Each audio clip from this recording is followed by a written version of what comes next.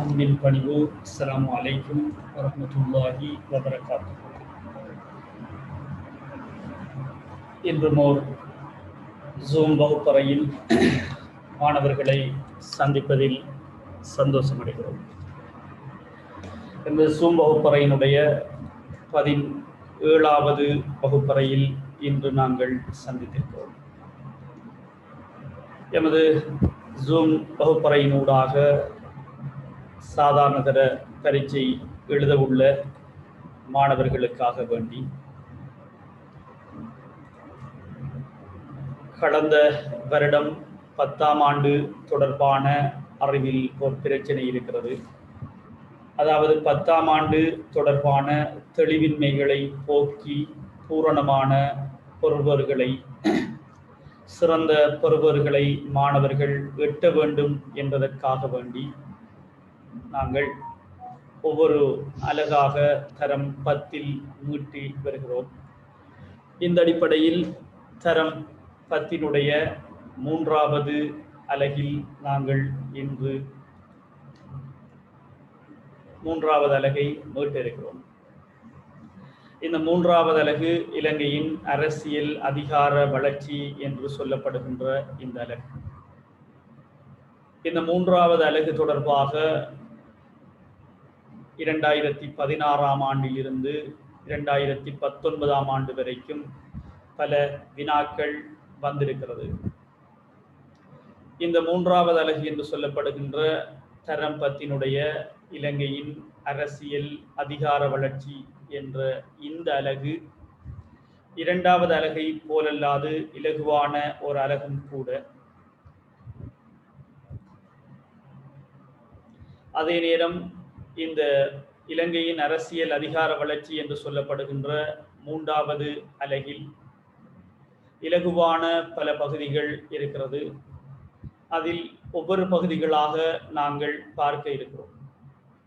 இதன் அடிப்படையில் இந்த 3வது அலகில் இலங்கையின் அரசியல் அதிகார வளர்ச்சி என்று சொல்லப்படுகின்ற இந்த அலகில் முதலாவது விடயமாக இலங்கைக்கு விஜயனுடைய வருகை என்ற ஒரு விடயம் இருக்கிறது. விஜயன் என்று சொல்லப்படுகின்ற ஒருவன் இந்தியாவிலிருந்து இலங்கைக்கு வந்தான். இந்த விஜயனுடைய வருகையில் இருந்துதான் இலங்கையினுடைய வரலாறே ஆரம்பிக்கிறது என்ற ஒரு மரபு இதற்கு முன்னர் பழைய அத்தியாயங்களில் காணப்பட்டிருந்தது. ஆனால் இந்த தரம் 10 என்று சொல்லப்படுகின்ற இந்த அலகினூடாக அந்த விடயம் இல்லாமலாக்கப்பட்டு இலங்கையில் ஆரம்பகால மக்கள் வாழ்ந்திருந்தார்கள். இந்தியாவிலிருந்து விஜயன்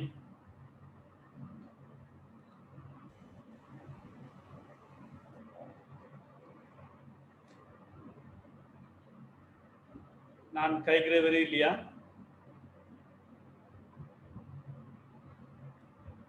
போடுறீங்க, ஸ்கிரீன் வருது இல்லைண்டு.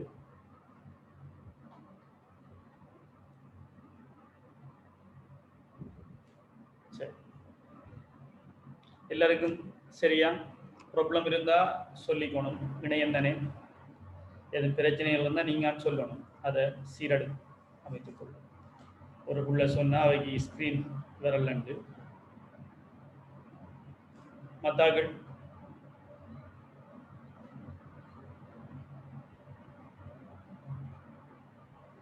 சரி. இப்ப வருவோம் விடயத்துக்கு. இலங்கையினுடைய வரலாற்றில் இந்த 3வது அலகு என்று சொல்லப்படுகின்ற இந்த அலகு இலங்கையின் ஆரம்ப வரலாறுகள் தொடர்பான செய்திகள் 2வது அலகில் கற்று அது தொடர்பான அறிவுடன் இருக்கின்ற எங்களுக்கு இலகுவான ஒரு பகுதியாக இது அமையும்.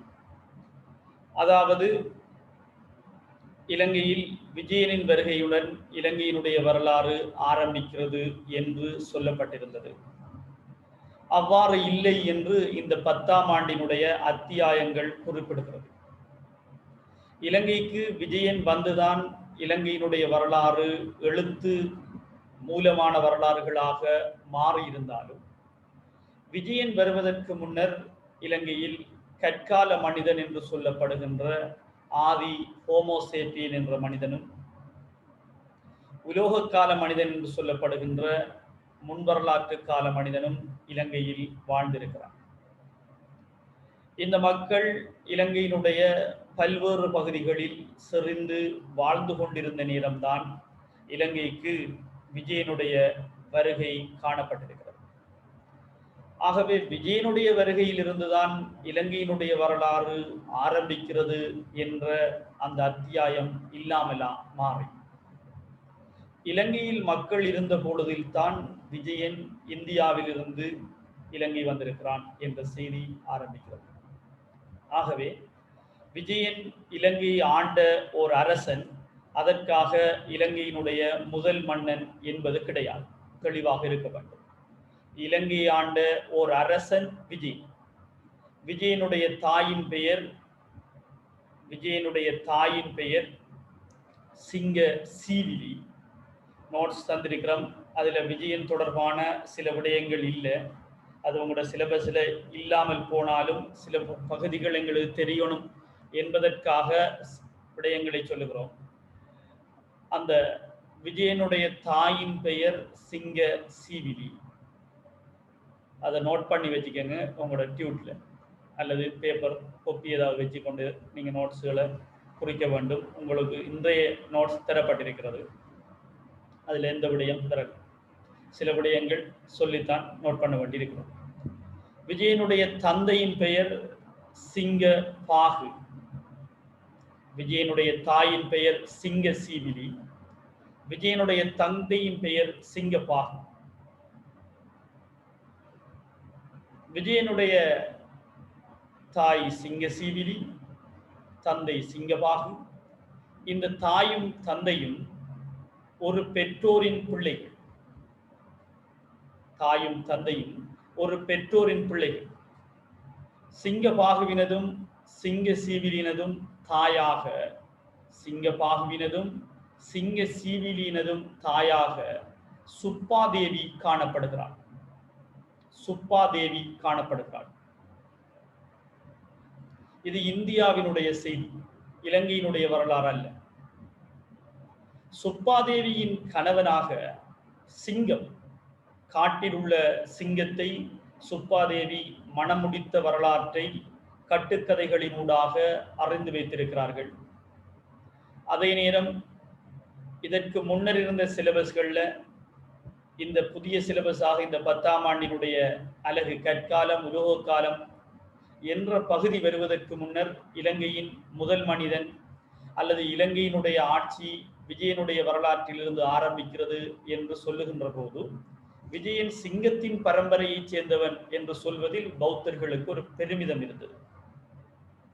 அதற்காக வேண்டி இந்த சுப்பாதேவியினுடைய கணவராக சிங்கத்தை மெருகூட்டி சொல்லப்பட்டிருக்கலாம் வரலாற்றில் என்றும் நம்பப்படுகிறது. ஆகவே இந்தியாவில் சிங்கப்புற பகுதியில் வாழ்ந்த சுப்பாதேவியினுடைய கணவர் சிங்கம், அதனுடைய ஒரு கட்டுக்கதை இருக்கிறது. ஒரு அரசனுக்கு ஒரே ஒரு மகள் பிறக்கிறாள். அவள் மிருகங்களின் மீது அன்பு கொள்ளுகிறாள். அவ்வாறு அந்த பிறந்த மகளினுடைய பெயர்தான் சுப்பாதேவி என்றும், இந்த சுப்பாதேவி சிங்கத்தை விரும்பி அதை மணந்து கொண்டு அதனால் 2 பிள்ளைகள் இந்த சுப்பாதேவிக்கும் காட்டில் உள்ள சிங்கத்துக்கும் பிறக்கிறது. அவ்வாறு பிறந்த அந்த 2 பிள்ளைகளில் ஓர் ஆண் பிள்ளை, ஓர் பெண் பிள்ளை. பிறந்த ஆண் பிள்ளையின் பெயர் பாகு, தந்தையின் பெயர் சிங்கம் என்பதனால் அவரை சிங்கபாகு என்று சொல்லுவார்கள். அதே நேரம் பிறந்த பெண் பிள்ளையின் பெயர் சீவிலி, தந்தையின் பெயர் சிங்கம் என்பதனால் பிறந்த பிள்ளையை சிங்க சீவிலி என்று சொல்லுவார்கள். எனவே சிங்கபாகுவும் சிங்க சீவிலியும் சகோதரனும் சகோதரி. இவர்கள் 2 பேரும் சிங்கப்புரத்தில் இருந்து இந்தியாவினுடைய லாடா என்ற பகுதியில் வாழுகிறார்கள். நான் சொல்லுகின்ற விடயத்தை விளங்கிக்கங்க. சிங்கப்புரத்தில் இருந்து லாடா என்ற பகுதிக்கு இந்தியாவில் சென்று அங்கு சகோதரனும் சகோதரியும் கணவனும் மனைவியுமாக வாழுகிறார்கள். இந்த சிங்கபாகுவுக்கும் சிங்க சீவிலிக்கும் 16 ஜோடி பிள்ளைகள் பிறக்கிறது. 16 ஜோடி, ஆகவே 32 பிள்ளைகள் பிறக்கிறது. அதில் முதல் ஜோடி பிள்ளையாக விஜயனும் சுமித்தனும் காணப்படுகிறார். விஜயனும் சுமித்தனும் முதல் ஜோடி பிள்ளைகள். அப்ப விஜயன் தாயிட பெயர் சிங்க சீவிலி, தந்தையின் பெயர் சிங்கபாகு. சிங்கபாகுவினுடைய தாயின் பெயர் சுப்பாதேவி. சுப்பாதேவியினுடைய கணவரின் பெயர் சிங்கம். எனவே சிங்கத்துக்கும் சுப்பாதேவிக்கும் 2 பிள்ளைகள் பிறந்திருக்கிறது என்ற செய்தி சொல்லியிருக்கிறேன். அந்த 2 பிள்ளைகளில் ஓர் ஆண் பிள்ளை சிங்கபாகு, ஓர் பெண் பிள்ளை சிங்க சீவிலி. 2 சகோதரர்களும் கணவன் மனைவியாக வாழுகிறார்கள். 2 பேருக்கும் 32 பிள்ளைகள் பிறக்கிறது. அதைத்தான் 16 ஜோடி குழந்தைகள் அப்படி என்று சொல்லுகிறார்கள். அதில் முதல் ஜோடி பிள்ளையாக விஜயனும் சுமித்தனும் பிறக்கிறான். விஜயனும் சுமித்தனும் பிறக்கிறான். இதில் விஜயன் கேவலமான நடத்தை கொண்டவன் என்று வரலாறு சொல்லுகிறது. விஜயன் கேவலமான நடத்தை கொண்டவன். சுமித்தன் நற்பண்பு உடையவன் அப்படி என்றும் சொல்லுகிறது. இங்கு கேவலமான நடத்தை என்று சொல்லப்படுகின்ற விடயம் என்னவென்றால், குழப்பக்காரன். இந்தியாவில் லாடா என்ற பகுதியில் வாழுகின்ற போது அங்கிருக்கின்ற மக்களுடன் வேண்டுமென்றே சண்டை குடிக்கக்கூடிய ஒருவன் தான் இந்த விஜயன். எல்லோரையும் குழப்பக்கூடிய ஒருவன் தான் இந்த விஜயன். அப்படியான விஜயன் தனக்கு 700 நண்பர்களை வைத்திருந்தார். விஜயனின் செயற்பாடுகளினால் ஈர்க்கப்பட்டுத்தான் இந்த 700 நண்பர்களும் உருவாகிறார்கள். அவர்கள் ஒரு அரசனுடைய மகன் விஜயன் என்றபடியினால் அவனை போலவே நடக்க வேண்டும், அந்த விஜயனை போலவே செயற்பட வேண்டும் என்று 700 தோழர்களும் விரும்புகிறார்கள். விஜயன் எதை செய்தாலும் 700 தோழர்களும் செய்கின்ற ஒரு நிலைமை இங்கு எழுகிறது. லாடா பகுதியில் விஜயன் ஒரு நபருக்கு அடித்து விட்டால் 700 பேரும் அடிக்கும். விஜயன் ஒரு மரத்தில் ஏறி மாங்காய் ஆய்ந்து விட்டால் 700 பேரும் அந்த மரத்தில் நிற்க வேண்டும். இப்படி கொடூரமான செயற்பாடுகளில் விஜயனும் அவனுடைய தோழர்களும் செயற்பட்டதை அறிந்த தந்தை சிங்கபாகு கோபம் கொள்ளுகிறான் தனது மூத்த மகன் விஜயனின் மீது. பலமுறை எச்சரிக்கிறான் விஜயனை. அவர் நண்பர்களினுடைய கதையை கேட்கின்றாரே ஒழிய தந்தையின் கதையை கேட்பதாக இல்லை. கோபம் கொண்ட சிங்கபாகு விஜயன் ஒரு இளவரசனாக இருந்தாலும் இவன் இந்தியாவினுடைய லாடா பகுதிக்கு பொருத்தமானவன் கிடையாது என்று சொல்லி விஜயனையும் அவருடைய தோழர்களையும் இந்தியாவின் லாடா பகுதியை விட்டு துரத்த முனைகிறான் இந்த சிங்கபாகு. அவ்வாறு துரத்துகின்ற போது இவர்களை யாருமே ஏற்றுக்கொள்ளக்கூடாது, இவர்களை எங்குமே எந்த மக்களும் இவர்களை விரும்பக்கூடாது என்று கேவலமாக இவர்களை துரத்துகிறார். துரத்துகின்ற போது அந்த தந்தை சிங்கபாகு ஒரு அரசனாக இருந்து செய்த விடயம் 700 தோழர்களினது தலைமுடியை அரைவாசி பகுதியை முழுமையாக நீக்கியிருந்தார். அதை சொல்ல ஹாஃப் மொட்டை அப்படின்னு சொன்ன அரை மொட்டை. விஜயன் ஒரு இளவரசன் என்றபடியினால் அவனது முடியை முழு அளவில் நீக்கியிருந்தார். அவர் ஃபுல் மொட்டை, 700 தோழர்களும் ஹாஃப் மொட்டை.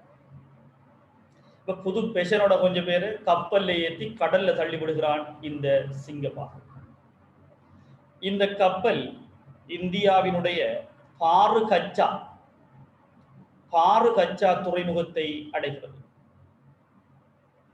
விஜயனும் 700 தோழர்களும் வந்த கப்பல் இந்தியாவினுடைய பாரு கச்சா துறைமுகத்தை அடைகிறது. அங்கிருந்த மக்கள் பார்க்கிறார்கள், ஃபுல் மொட்டொண்டு 700 ஹாஃப் மொட்டை. உடனே அவர்கள் கப்பலை துரத்தி விடுகிறார்கள். இந்த பார்கச்சா துறைமுகத்தை தொட்ட கப்பல் மீண்டும் சுப்பாரகம் துறைமுகத்தை அடைகிறது. சுப்பாரகம் துறைமுகத்தில் இருந்த மக்களும் விஜயனையும் தோழர்களையும் அவ்வாறு துரத்தி விடுகிறார்கள். 2 துறைமுகங்களையும் தாண்டி இலங்கையினுடைய தம்ப பண்ணியை வந்தடைகிறது விஜயனும் 700 பேரையும் கொண்ட அந்த கப்பல். இதுதான் விஜயனின் இலங்கை வருகை அப்படி என்று வரலாறுகள் சொல்லுகிறது. விஜயன் இலங்கைக்கு வந்தால் அவனுடைய ரீங்கார செயற்பாடுகளை இலங்கையிலும் மேற்கொள்ள வேண்டும் என்பதில் கவனமாக இருக்கிறான். இதற்காக வேண்டி விஜயன் இலங்கையினுடைய தம்ப பண்ணி என்று சொல்லப்படுகின்ற மன்னார் துறைமுகத்தை அடைகிறான். அடைகின்ற நேரம் வெயில் மன்னார் பகுதியில் கஷ்டப்பட்டு வந்து கப்பல் கரை தட்டுகிறது. அவர்கள் நீர் வேண்டும், மக்கள் இருக்கின்ற இடங்களில் தாங்கள் வாழ வேண்டும் என்று விஜயனும் தோழர்களும் விரும்புகிறார்கள். அவ்வாறான சூழலில் இலங்கை வந்த விஜயனும் 700 தோழர்களும் முதலில் கண்டது நாய். ஆகவே இலங்கையில் விஜயன் முதலில் கண்ட மிருகம் நாய். விஜயன் முடிவெடுக்கிறான், நாய் இருந்தால் இங்கு மனிதர்கள் இருப்பார்கள். எனவே அவனது தோழர்கள் ஒன்றன் பின் ஒன்றாக நீர் தேடி மனிதர்கள் இருக்கின்ற பகுதியை நோக்கி வருகிறார்கள். வருகின்ற போதுதான் வரலாறு சொல்லுகிறது. எவ்வாறு விஜயனது தோழன் ஒருவன் கண்டுகொள்ளுகிறான். யாரை என்றால் ஒரு அரக்கி, ஒரு பெண். அந்த பெண்ணுடைய தோற்றத்தை மகாவம்சம் விவரிக்கிறது. இருட்டழகி வெள்ளை நூல் நூற்றுக் கொண்டிருந்தால் அவளுடைய பேர்தான் குவேணி. இந்த குவேணியை அந்த 700 தோழர்களில் ஒருவன் முதலில் சந்திக்கிறான். அவளோ ஒரு நீர் பொய்கைக்கு அருகில் இருக்கிறான். இவர் நீர் தேடி வந்தவர். வந்தவுடனே குவேணி அந்த இருட்டழகி அந்த கருத்த பெண் பார்க்கிறாள். ஒரு வித்தியாசமான தோற்றத்தில் ஒரு ஆணை, அவள் இலங்கையில் கண்டிராத ஒரு அழகான ஒரு ஆணை காணுகிறாள். அவளுடைய பார்வையில் அந்த அழகு அவளுடைய தலையை நோக்கி பார்க்கிறது. ஒரு பகுதி மொட்டை, ஒரு பகுதி முடி. இந்த அழகிய ஆணை பார்த்து அந்த குவேணி கேட்கிறாள், நீ என்னை மணமுடித்தால் உனக்கு நீர் தருவேன். அப்படி இருக்கிற நேரம் அடுத்த ஆழ்வாரர், இவரை விட அவர் வடிவந்தார். எனவே ஒவ்வொருவராக செலக்ட் பண்ணி கொண்டிருக்கிறாள் இந்த குவேணி. அவ்வாறு இருக்கிற நேரம் நீர் கேட்ட அந்த விஜயன் தோழர்கள் யாரையும் காணவில்லையே என்ற ஏக்கத்தில் அவன் ஓடி வருகிறான். ஓடி வந்தவுடனே விஜயன் வருகின்ற போது தோழர்கள் நின்றவர்கள் சொன்னார்கள், அரசனே எங்களை பாதுகார். இந்த பெண் எங்களில் ஒருவரை செலக்ட் பண்ணுகிறாள், தெரிவு செய்கிறாள். இவளில் இருந்து எங்களை பாதுகார் என்று விஜயன் சொன்னவுடனே குவேணி திரும்பி பார்க்கிறாள்.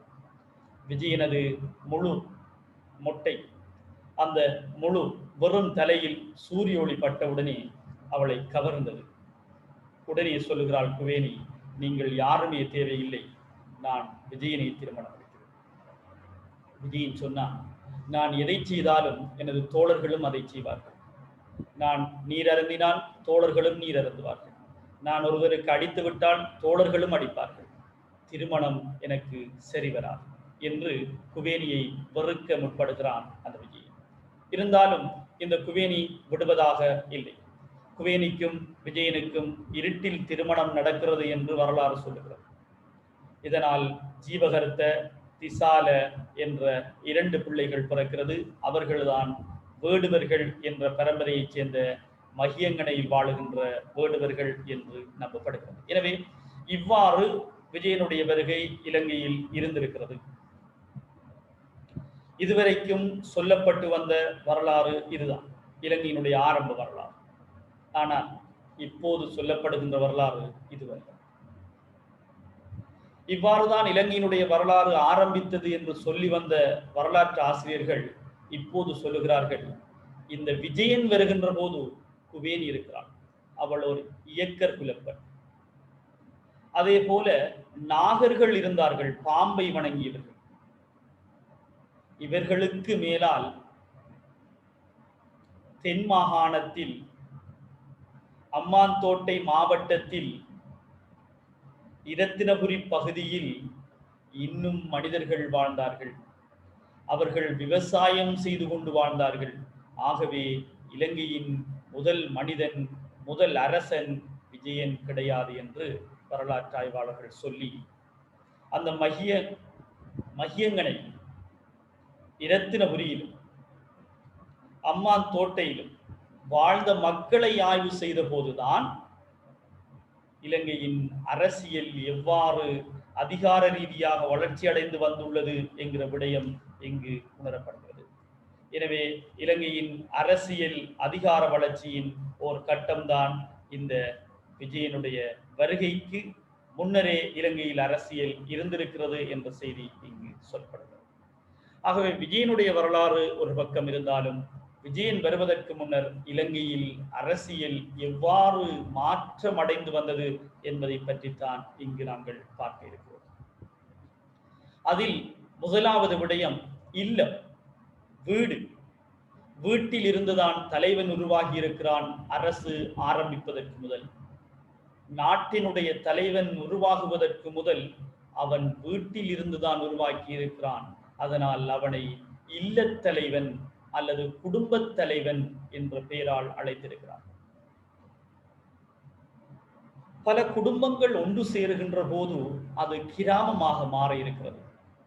பல குடும்பத் தலைவர்கள் சேர்ந்து ஒரு தலைவனை தெரிவு செய்தார்கள், அவனை கிராம தலைவன் என்று. பாருங்கள், இல்லங்களில் இருந்து பெரிதாக மாறுவது கிராமமாக இருக்கிறது.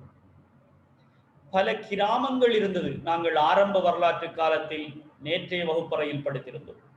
வாபிகம, கசிகாரகாம, ஹேவட்டகாம, வட்டகிகாம, மணிகாரகாம, வேலியிட்டு பாதுகாக்கப்பட்ட கிராமம், வேலியிட்டு பாதுகாக்கப்படாத கிராமம் என்று இலங்கையில் பல கிராமங்கள் காணப்பட்டது என்ற செய்தியை பார்க்கிறது. அப்படி கிராமங்கள் பல காணப்பட்ட போது இந்த கிராமங்களுக்கெல்லாம் தலைவன் ஒருவன் தெரிவு செய்யப்படுகிறான். அவன்தான் பருமக என்ற பெயரை அடைகிறான். இதை நாங்கள் ஆழமாக பார்க்கிறோம். இந்த பருமகதான் பல பருமகமார்களை ஒன்று சேர்த்து ஒருவன் ஆட்சியாளனாக வருகிறான். அவன்தான் இலங்கையின் முதல் அரசன் பண்டுகாவையன். எனவே இலங்கையினுடைய வரலாறு பண்டுகாவையனில் இருந்துதான் ஆரம்பிக்கிறது. பண்டுகாவையன் தான் இலங்கையினுடைய முதலாவது அரசன். எந்த வரலாறு ஆரம்பிக்கிறது என்றால் அரசியல் ரீதியான வரலாறு ஆரம்பிக்கிறது. இலங்கையினுடைய முதலாவது நகரம், தலைநகரம் அனுராதபுரம். யார் இதை தலைநகரமாக தெரிவு செய்தவன் என்று கேட்டால் பண்டுகாவை. இந்த பண்டுகாவையனுக்கும் விஜயனுக்கும் தொடர்பு இருக்கிறதா என்று பார்த்தால் ஓம், தொடர்பு இருக்கிறது.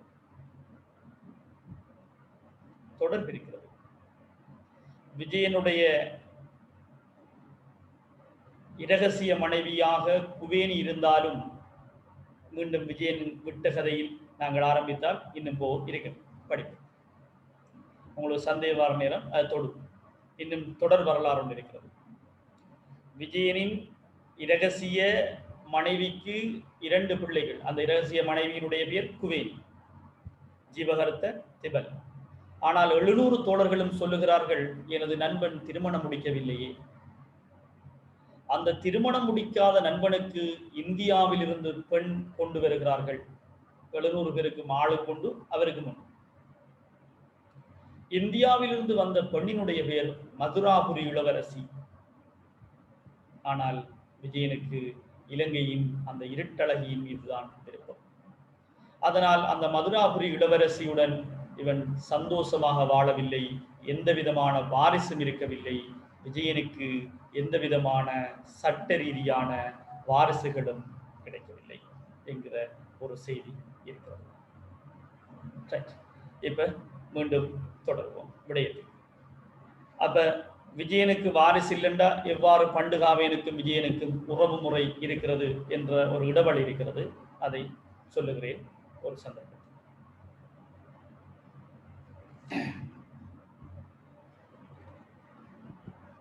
மீண்டும் கிராமத் தலைவன், இல்லத்தலைவன், கிராமத் தலைவன், பருமக என்று இருந்தவர்கள்தான் பண்டுகாவையனில் ஆரம்பிக்கிறார்கள் அரசனாக.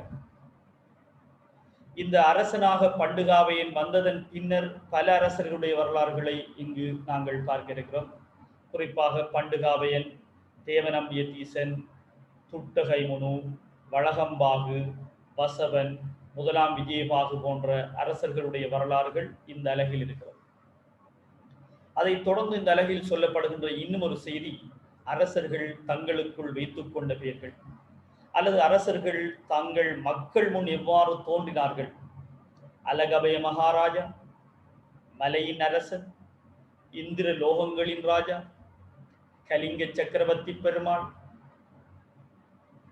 இப்படி பல பெயர்களால் அரசர்கள் அவர்களே அழைத்துக் கொண்டார்கள். குட்டகண்ண பாயன் என்று சொல்லப்படுகின்ற ஒரு அரசன்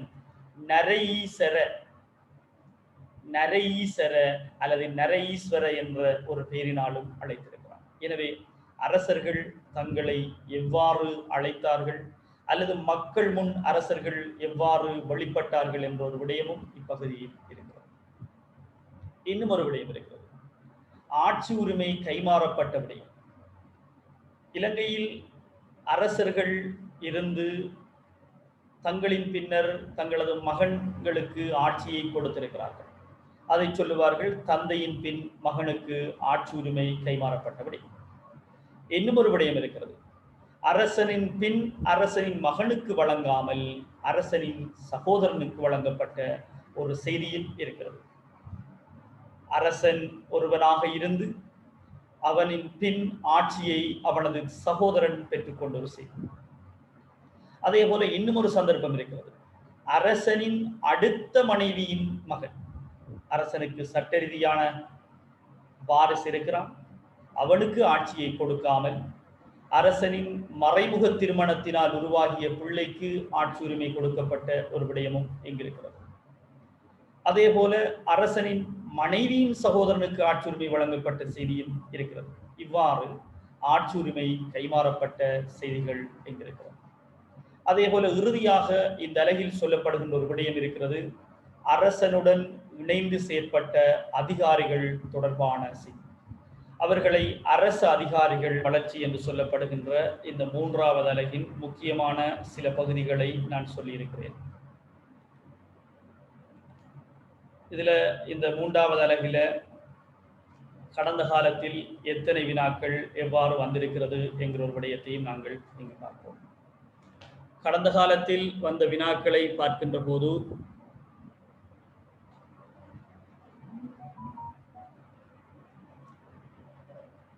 2016 ஆண்டு, 2017, 18, 19 என்று சொல்லப்படுகின்ற இந்த ஆண்டுகளில் வினாக்கள் வந்து கொண்டிருக்கிறது.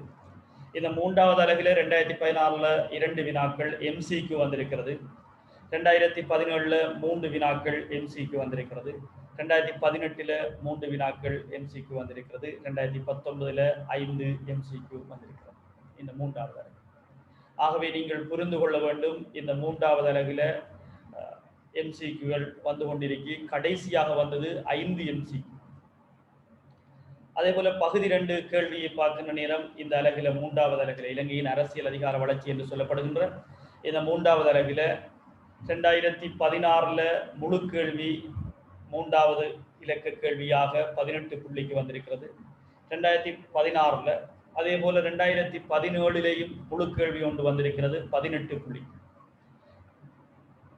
2018 19 இந்த அலகில் கேள்வி வரவில்லை.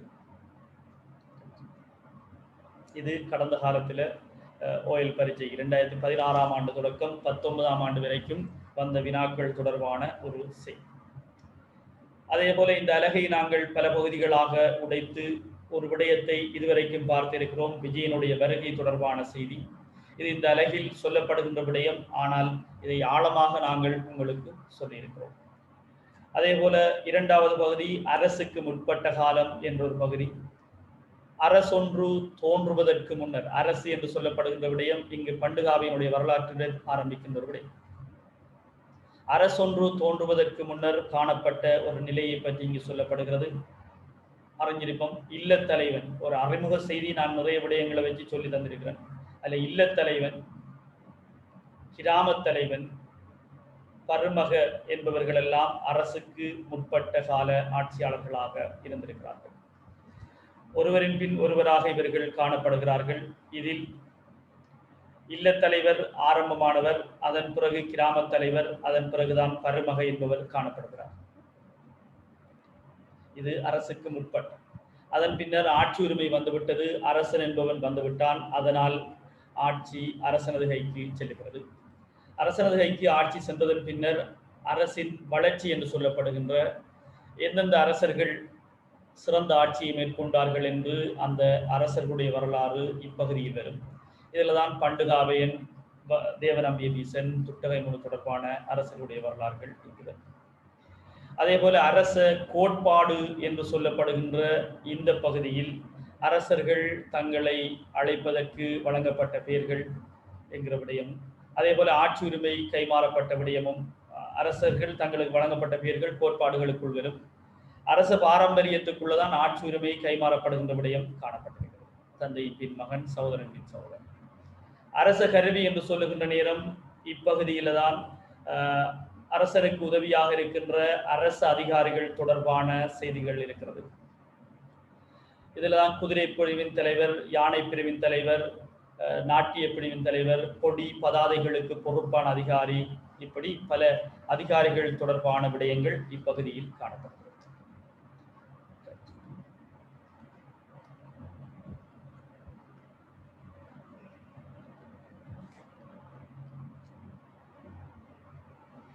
இதில் பிரதானமான மூன்றாவது அலகை நாங்கள் நீக்கிக் கொண்டிருக்கிறோம். அந்த மூன்றாவது அலகில் பல அம்சங்கள் காணப்படுகிறது என்கிற விடயங்களை நாங்கள் பார்த்திருக்கிறோம். இலங்கையின் அரசியல் அதிகார வளர்ச்சி என்று சொல்லப்படுகின்ற இந்த மூன்றாவது அலகில் இதுவரைக்கும் நாங்கள் இல்லத்தலைவர், கிராமத் தலைவர் போன்ற விடயங்களை பார்த்திருக்கிறோம். இந்த அடிப்படையில் இல்லத்தலைவர் என்பவர் இல்லங்களில் இருந்து தோன்றுகின்ற அல்லது இல்லத்தினுடைய தலைவராக இல்லத்தலைவர் காணப்படுகிறார். அந்த இல்லத்தலைவர்களில் இருந்து கிராமத் தலைவர் தெரிவு செய்யப்படுகிறார் என்ற ஒரு விடயத்தையும் நாங்கள் பார்த்திருக்கிறோம். இல்லத்தலைவர்களில் இருந்துதான் கிராமத் தலைவர் தெரிவு செய்யப்படுகிறார் என்ற ஒரு செய்தி புத்தகோச தேரருடைய சமந்த பாசாதிகாவ எனும் இலக்கியத்தில் குறிப்பிடப்பட்டது. இதே நேரம் இல்லத்தலைவர்களில் பணபலமும் அதனால் உருவாகிய படைபலத்தினாலும் கிராமத் தலைவர் தெரிவு செய்யப்படுகிறார் என்ற விடயத்தையும் நாங்கள் இதற்கு முன்னே வகுப்பறையில் பார்க்கிறோம். இல்லத்தலைவரை கிருகபதி, ககபதி என்ற பல பெயர்களை கொண்டு அழைத்திருக்கிறார்கள் என்ற விடயமும் நாங்கள் அறிந்தோம். அதே நேரம் கிராமத் தலைவரை கமிக்க, கம்லதா, கம்போஜா என்ற பல பெயர்களால் இந்த கிராமத் தலைவர் அழைக்கப்பட்டிருக்கிறார். இல்லத்தலைவர்களில் இருந்துதான் கிராமத் தலைவர் தெரிவு செய்யப்படுகிறார். கிராமத்தில் நிகழுகின்ற எல்லா விடயங்களுக்கும் இந்த கிராமத் தலைவரே பொறுப்பாக இருக்கிறார். அதே போல கிராமத் தலைவர்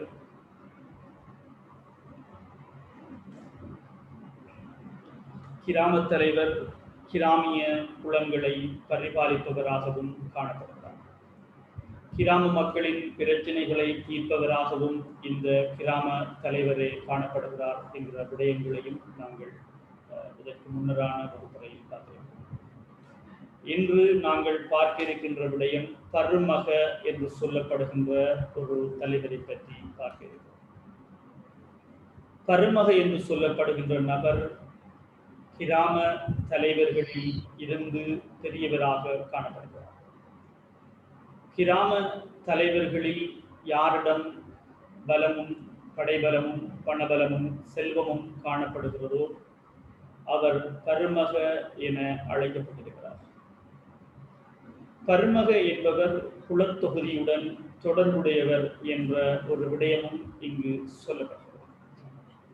அதே போல பருமக என்பவர் ராஜா, அரசன் போன்ற பெயர்களாலும் அழைக்கப்பட்டிருக்கிறார்.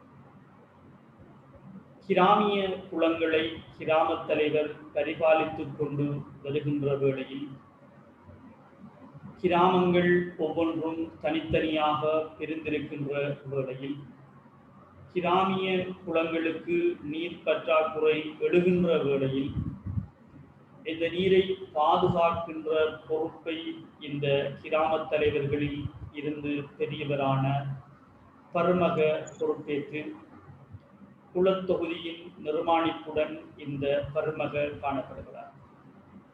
அது மாத்திரமன்றி இந்த பருமக படைத்துறையின், அதாவது படகுத்துறையின் நிர்வாகியாகவும் காணப்பட்ட ஒரு விடயம் இங்கு சொல்லப்படுகிறது. ஆகவே விடயங்களை நாங்கள் பார்ப்போம்.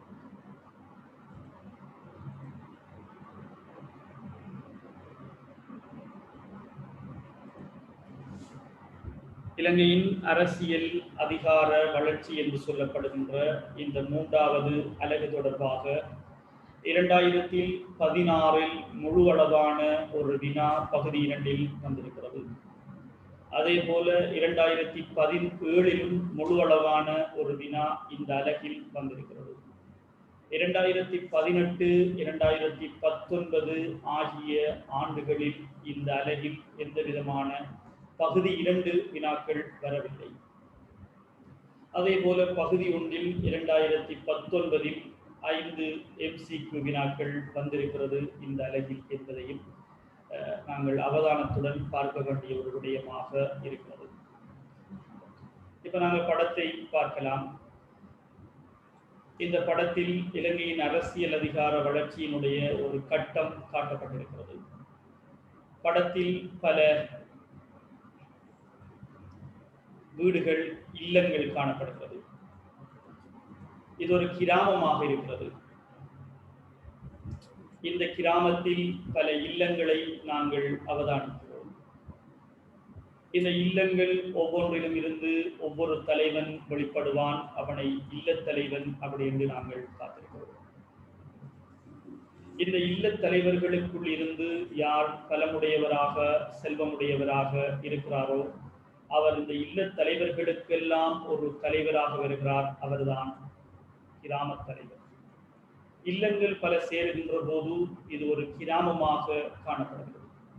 எனவே படத்தில் காட்டப்பட்டிருப்பது ஒரு கிராமத்தினுடைய படம்.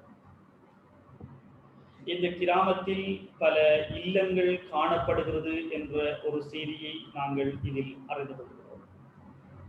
இந்த இல்லங்களில் இருந்து உருவாகிய தலைவர்கள் இங்கே இருக்கிறார்கள், அமர்ந்து கொண்டு அவர்களை இல்லத் தலைவர்கள் அப்படி என்று அழைப்பார்கள்.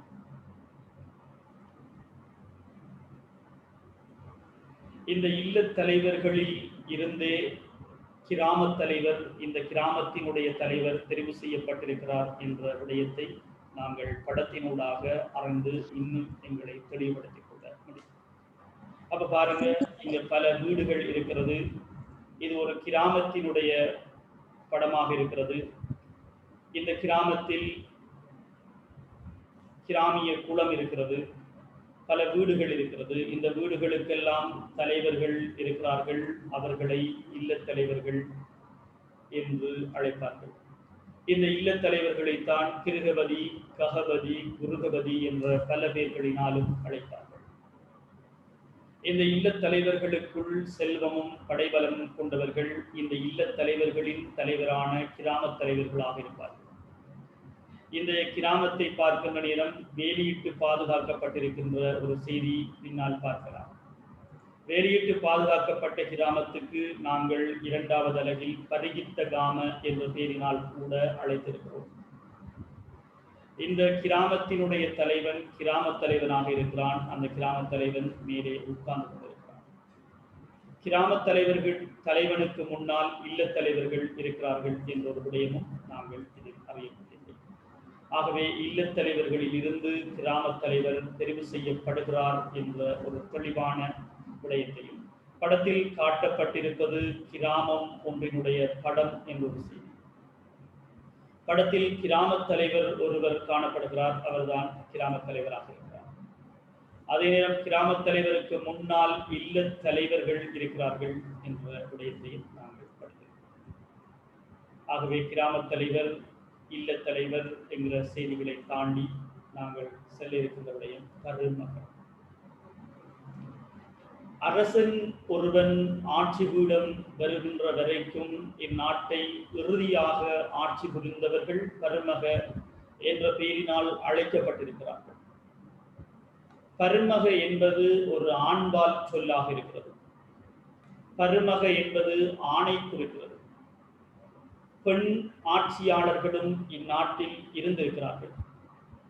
ஒருவர் ஆட்சி பீடம் ஏறுவதற்கு மக்கள் பெரும்பாலானவர்கள் அவரை ஆட்சியாளராக தேர்வு செய்ய வேண்டும் என்ற ஒரு நிலைமை இந்நாட்டில் ஆரம்ப காலங்களில் இருந்திருக்கிறது. அதிகளவான மக்கள் இணைந்து ஒருவரை ஆட்சியாளராக தெரிவு செய்வது, அதிகளவான பெரும்பான்மையான மக்களின் விருப்பத்துடன் ஒருவர் ஆட்சியாளராக தெரிவு செய்கின்ற ஒரு நிலை பெருவிருப்பு கோட்பாடு என்ற பெயரினால் அழைக்கப்படுகின்ற விடயமும் நாங்கள் பார்த்தோம். பெரும்பாலான மக்களின் ஆதரவை பெற்ற ஒருவர் அரசனாக இருப்பது பெருவிருப்பு கோட்பாடு அல்லது அரசியாக இருந்திருக்கலாம். அரசன் அரசி என்ற நிலையை அடைவதற்கு முன்னர் இந்த நாட்டில் பருமக என்பவர்கள்தான் ஆட்சியாளர்களாக இருந்திருக்கிறார்கள்.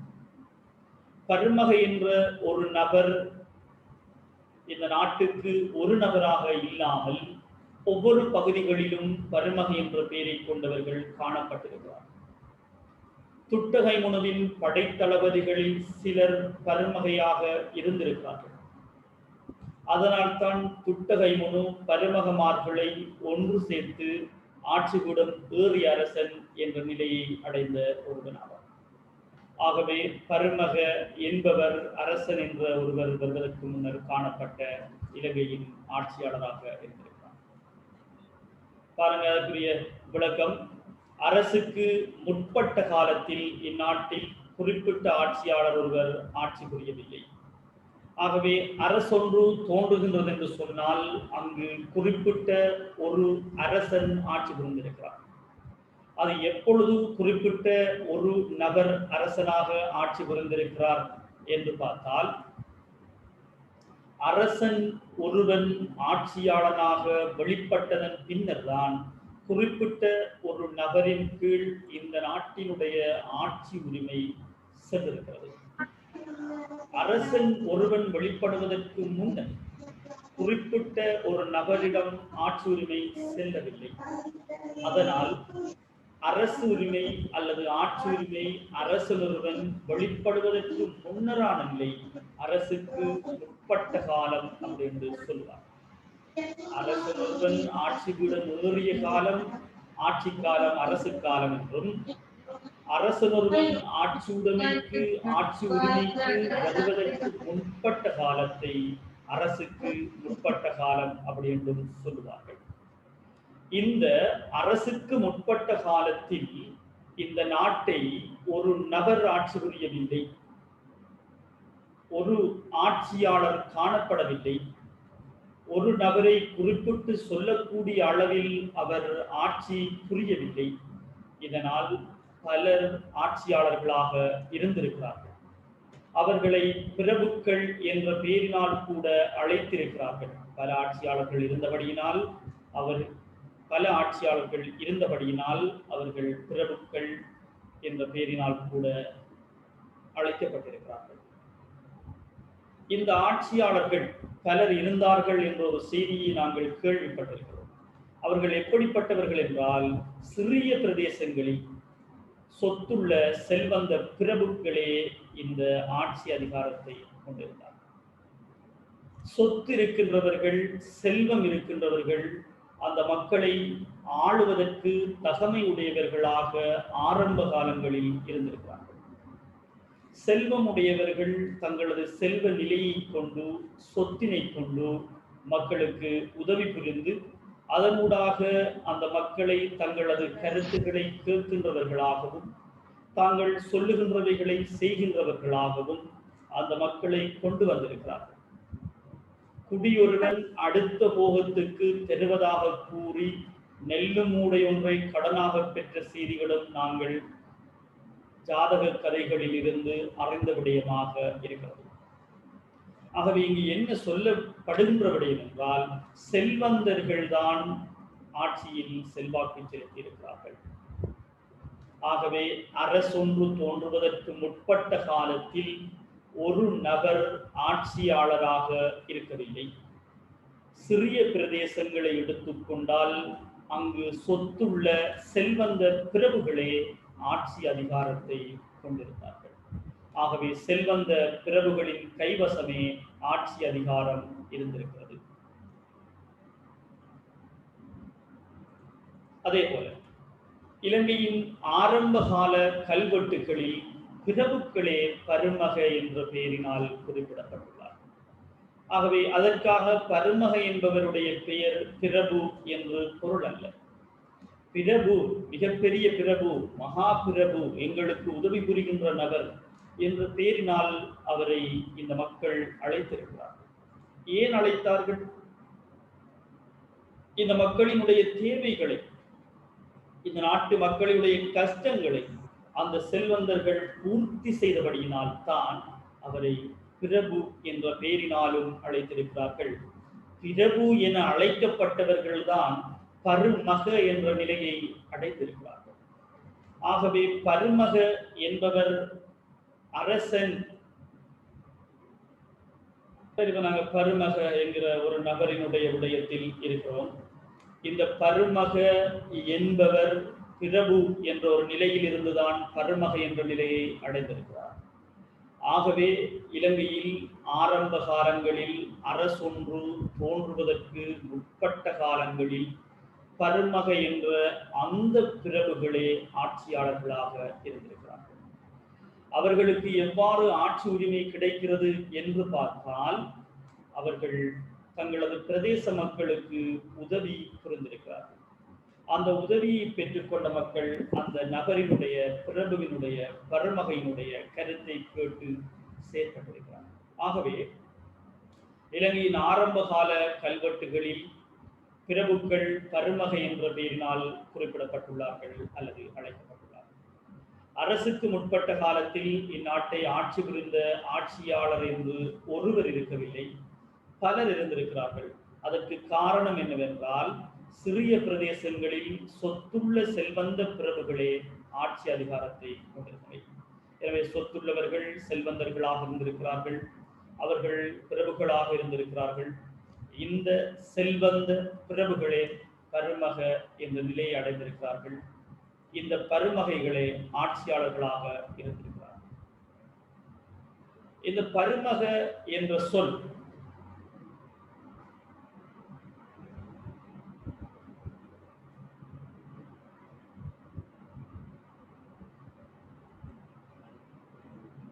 இது குரூப் இதுல படிச்சு கொண்டிருக்கிற மாணவர்கள் அது தன்சி உங்களை நான் குரு போட்டு விளக்குறோம் என்று சொன்னா நிறைய பிள்ளைகள் இருக்கி நீங்க கௌரவமாக நடந்து கொள்ளுங்க. சொல்ல விரும்பல முடியும்.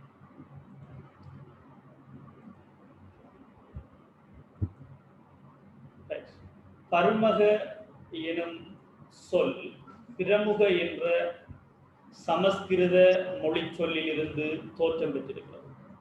பருமக எனும் சொல் பிரமுக எனும் சமஸ்கிருத மொழி சொல்லில் இருந்து தோன்றியிருக்கிறது.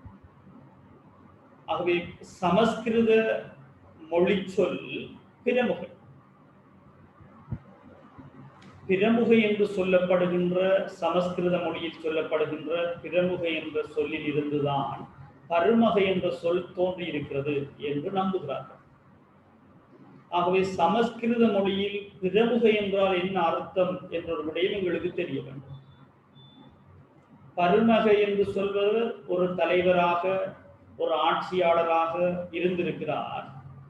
இந்த பருமகை என்று ஒருவரை அந்த நேரத்து மக்கள் அழைத்ததற்கு காரணம் சமஸ்கிருத மொழியில் பிரமுக என்ற சொல் வழங்கப்பட்டது. ஆகவே பிரமுக என்று சொல்லினுடைய அர்த்தம் என்ன என்று பார்த்தால் தலைமை என்ற அர்த்தம்.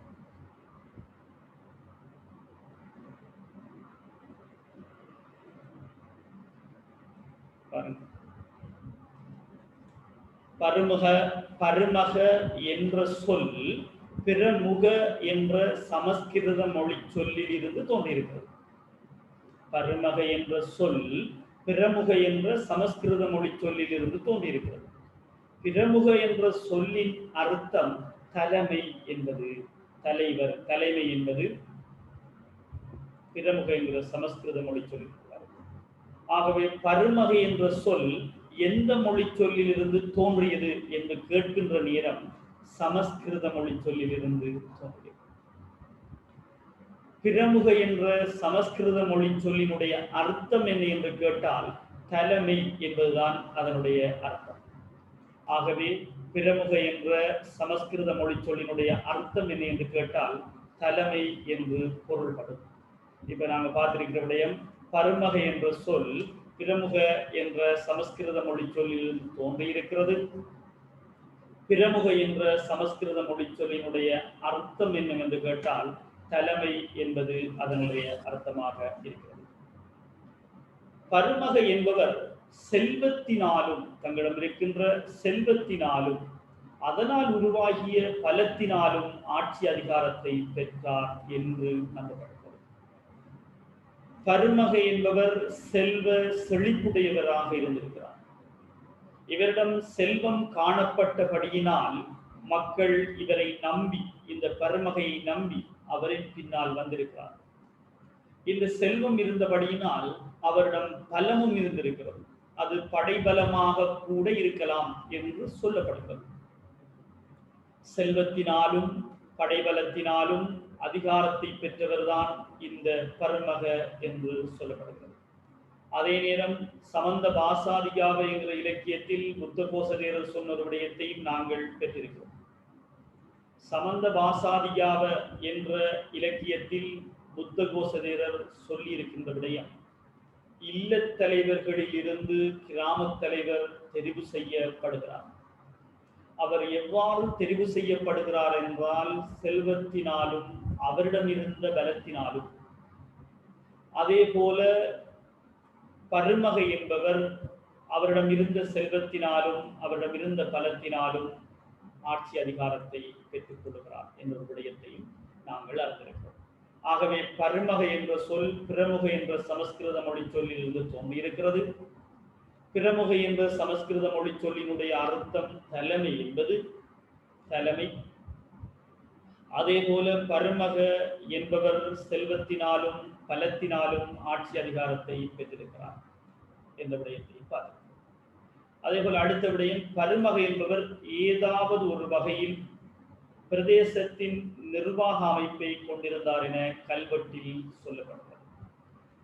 எங்கு பார்த்தாலும் பருமகை என்ற ஒரு பெயரை கொண்ட நபர் ஏதாவது ஒரு பிரதேசத்தினுடைய நிர்வாகத்தின் அதிகாரத்தை பெற்றிருந்தவராகவே அவர் காணப்பட்டிருக்கிறார். இலங்கையில் பல பருமகைகள் காணப்பட்டிருக்கிறார்.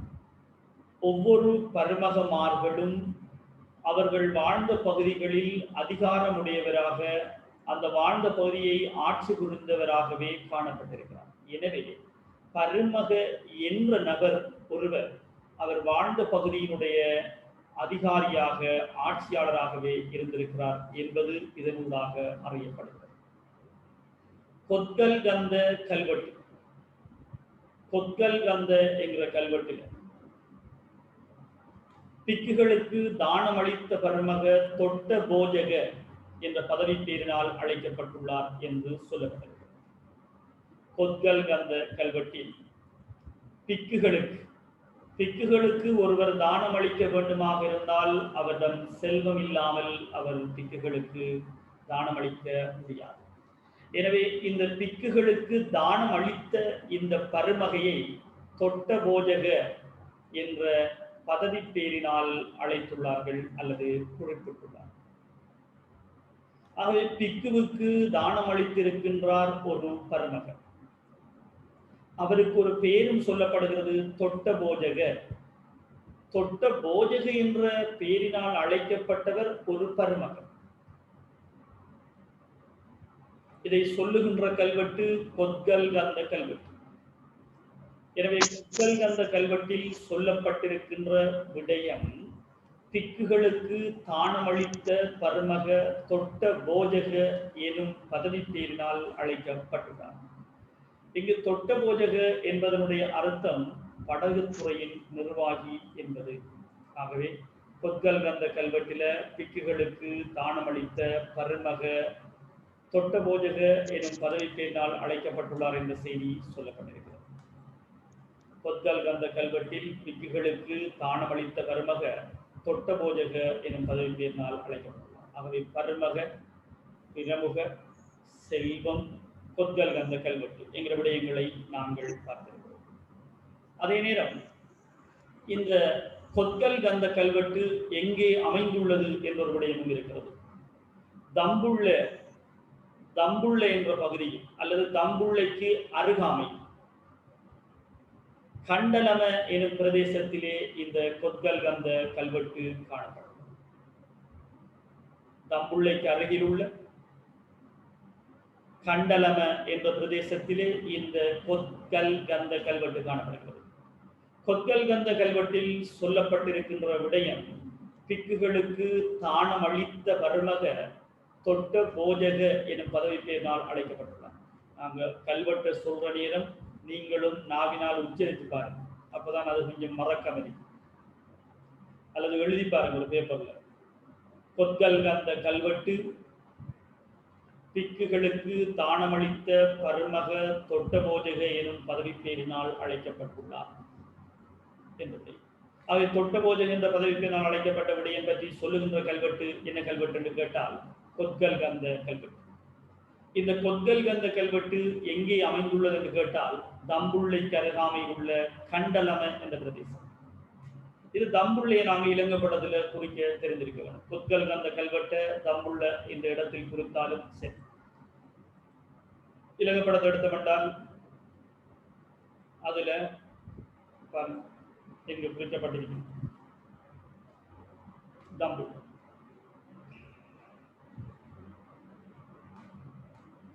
அதை சுற்றி இருக்கின்ற நதிகள் எங்களுக்கு தெரிய வேண்டியதாக இருக்கிறது.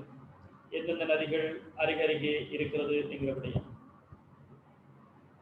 இந்த நதிக்கு நாங்கள் ஏற்கனவே சொல்லி இருக்கிறோம் யானோயா. யானோயா நதியின் முடிவில் காணப்படுகின்ற குளம் குருளுவாவி. அதே போல இது மகாவலி கங்கை. மகாவலி கங்கையின் எந்த பகுதியில் பராக்கிரம சமுத்திரம் இருக்கிறது, எந்த பகுதியில் புலனறுவை இருக்கிறது என்கிற விடயம் நாங்கள் பார்க்கிறோம். அதே போல இது கலாவோயா. அதில் காணப்படுகின்ற குளம் கலாவாவி என்றும் அதற்கு நேரே இங்கு தம்புள்ளை காணப்படுகிறது என்ற விடயமும் பார்க்கிறோம். அதே போல இரணைமடு குளம், கனகராயனாறு, மல்வத்தோயா, அனுராதபுரம் என்கிற விடயம் எல்லாம் பார்த்திருக்கிறோம், குறித்தும் இருக்கிறோம். கல்லோயா, சேரநாயக்க சமுத்திரம் என்ற இடத்தையும் நாங்கள் குறித்து பார்த்திருக்கிறோம். அதே போல 3 நதி கீமாக்கு என்று சொல்லப்படுகிறது. கிருந்தியோயா, மாணிக்க கங்கை, கும்புக்கு நோயா. கி கிருந்தியோயா, மாணிக்க கங்கை, கும்புக்கு நோயா, கீமாக்கு. கிருந்தியோயாவினுடைய வேறு பெயர் கரந்தி நதி, மாணிக்க கங்கையினுடைய வேறு பெயர் கப்பரகந்த நதி. இவைகளெல்லாம் நாங்கள் குறித்தவைகள், குறித்து பார்த்தவை.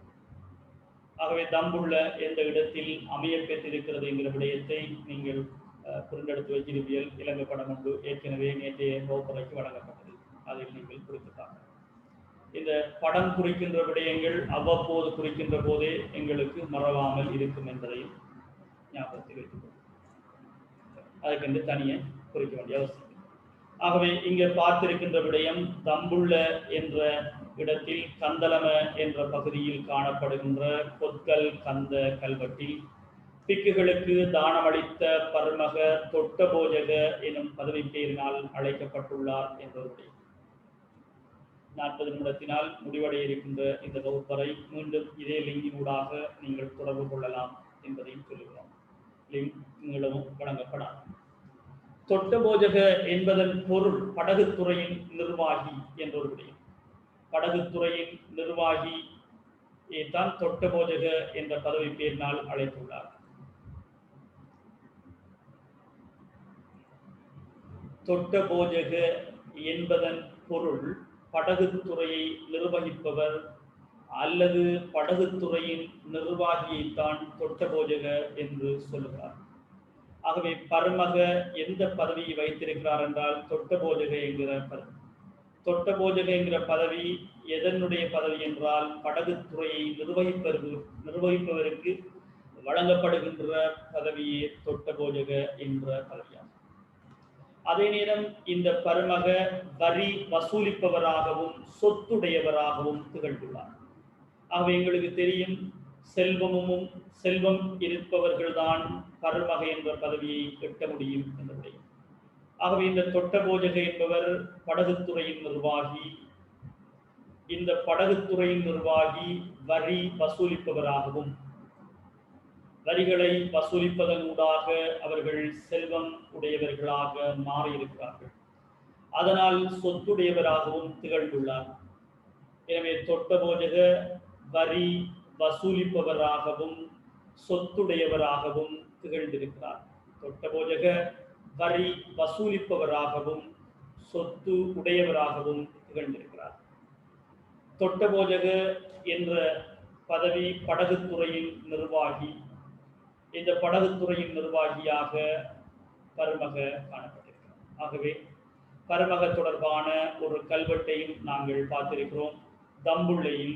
தம்புள்ளைக்கு அருகே காணப்படுகின்ற கந்தளம பிரதேசத்தில் காணப்படுகின்ற கொத்கல் கந்த என்ற இடத்தில் இந்த கொத்கல் கந்த கல்வெட்டில் பிக்குகளுக்கு தானமளித்த பரமக தொட்ட போஜக என்ற பதவி பெயரினால் அழைக்கப்பட்டுள்ளார். தொட்ட போஜக என்பதன் அர்த்தம் படகுத்துறையின் நிர்வாகி என்பது. பரமக என்பவர் படகுத்துறையின் நிர்வாகியாக இருந்திருக்கிறார். பரமக என்பவர் வரி வசூலிப்பவராகவும் சொத்துடையவராகவும் திகழ்ந்திருக்கிறார். ஆகவே தொட்டபோஜக என்பவர் வரி வசூலிப்பவராகவும் சொத்துடையவராகவும் திகழ்ந்திருக்கிறார் என்ற விடயங்களை நாங்கள் பார்க்கிறோம். அடுத்த விடயம்,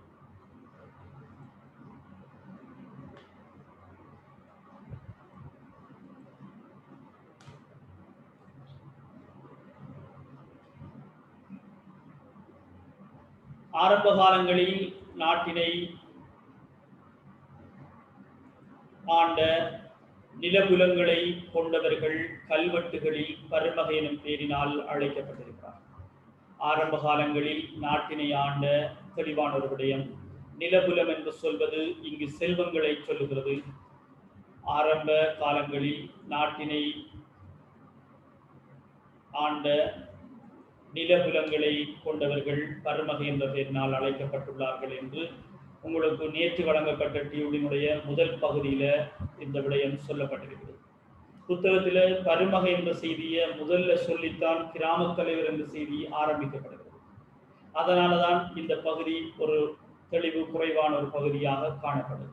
புத்தகத்தை பார்த்தோம் என்று சொன்னா முதல்ல விஜயன் தொடர்பான செய்தி அந்த கட்டமிடப்பட்ட பகுதிக்குள் சொல்லப்பட்டது. விஜயனுடைய தெளிவான வரலாற்றினை நேற்றைய வகுப்பறையில் நாங்கள் பார்த்திருந்தோம். தாயார் எவ்வாறு இலங்கைக்கு வந்தார், அவருடைய செயற்பாடு. அதன் பின்னர் இங்கு ஒரு கூட்டம் வாழுகிறார்கள். அது உலோக கால பகுதிகளாக இருக்கலாம் என்றும் நம்பப்படுகிறது. ஏனென்றால் அஸ்தி கலசம் வைக்கப்பட்ட கல்லறை மயானம் இந்த பருமகமார்கள் விரும்பிய ஒரு மயானமாக இருந்ததற்கான ஆதாரமும் இருக்கிறது. எனவே செல்வந்தர்கள் தான் இவ்வாறான ஒரு மயானங்களில் தங்களது இறுதிக்கிரியைகளை செய்ததற்கான ஆதாரங்களும் இருக்கிறது. எனவே ஆரம்ப காலங்களில் நாட்டினை ஆண்ட நிலபுலங்களை கொண்டவர்களே பருமக அருளாக இருந்திருக்கிறார். அது மாத்திரமன்றி சில கிராமங்களில் அல்லது குளக்கட்டமைப்பில் அல்லது குலத்தொகுதியின் தலைவர் பருமகை என அழைக்கப்பட்டார். இதில் குலத்தொகுதி என்கிற ஒரு விடயம் இருக்கிறது. குலத்தொகுதி என்றால் என்ன என்ற விடயம் தெரியப்பட வேண்டும். குலம் என்றால் தெரியும். ஆரம்ப காலங்களில் இலங்கையில் வாழ்ந்த மக்கள் நதிகளை மறைப்பதற்கு அச்சப்படுகின்ற ஒரு நிலைமை இருந்தது.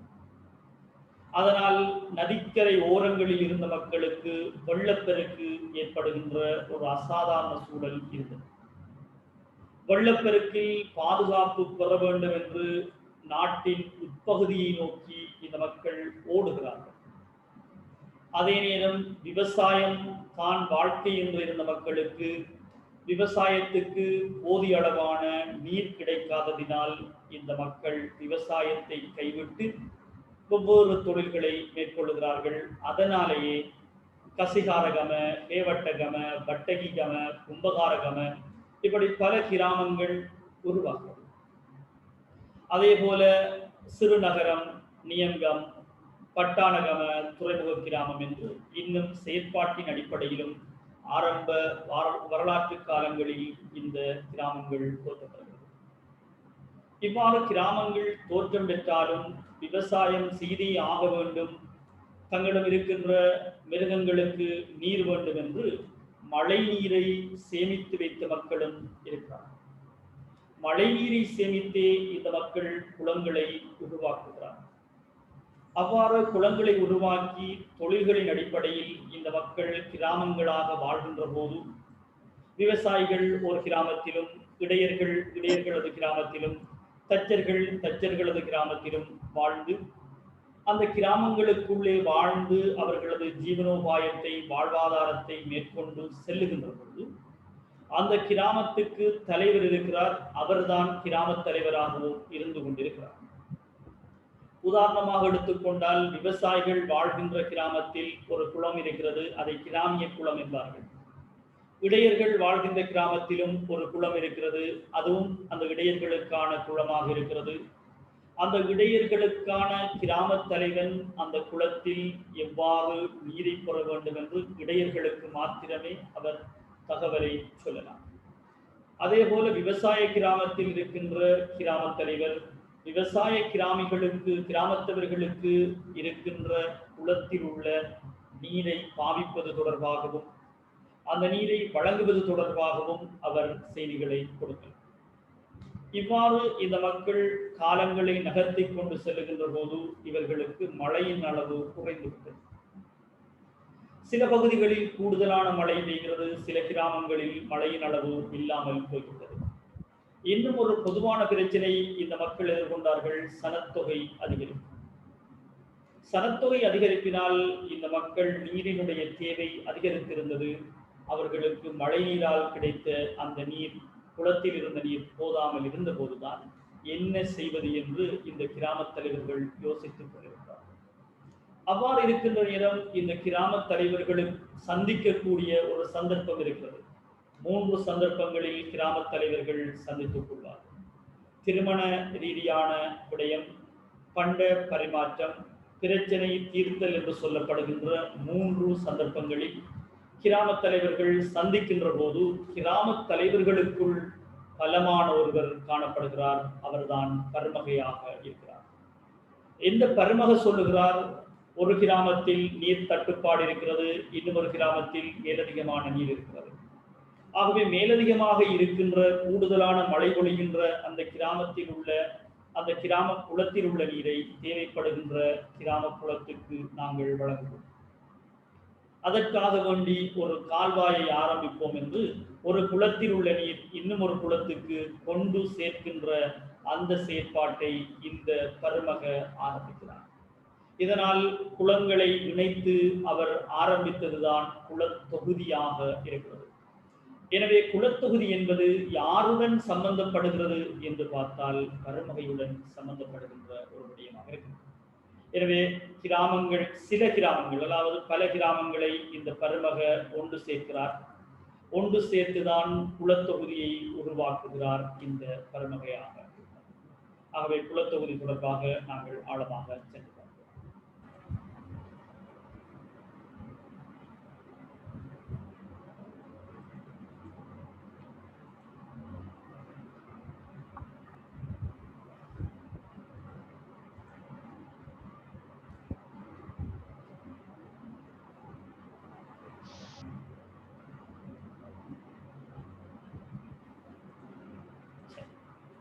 மீண்டும் நாங்கள் வருவோம்.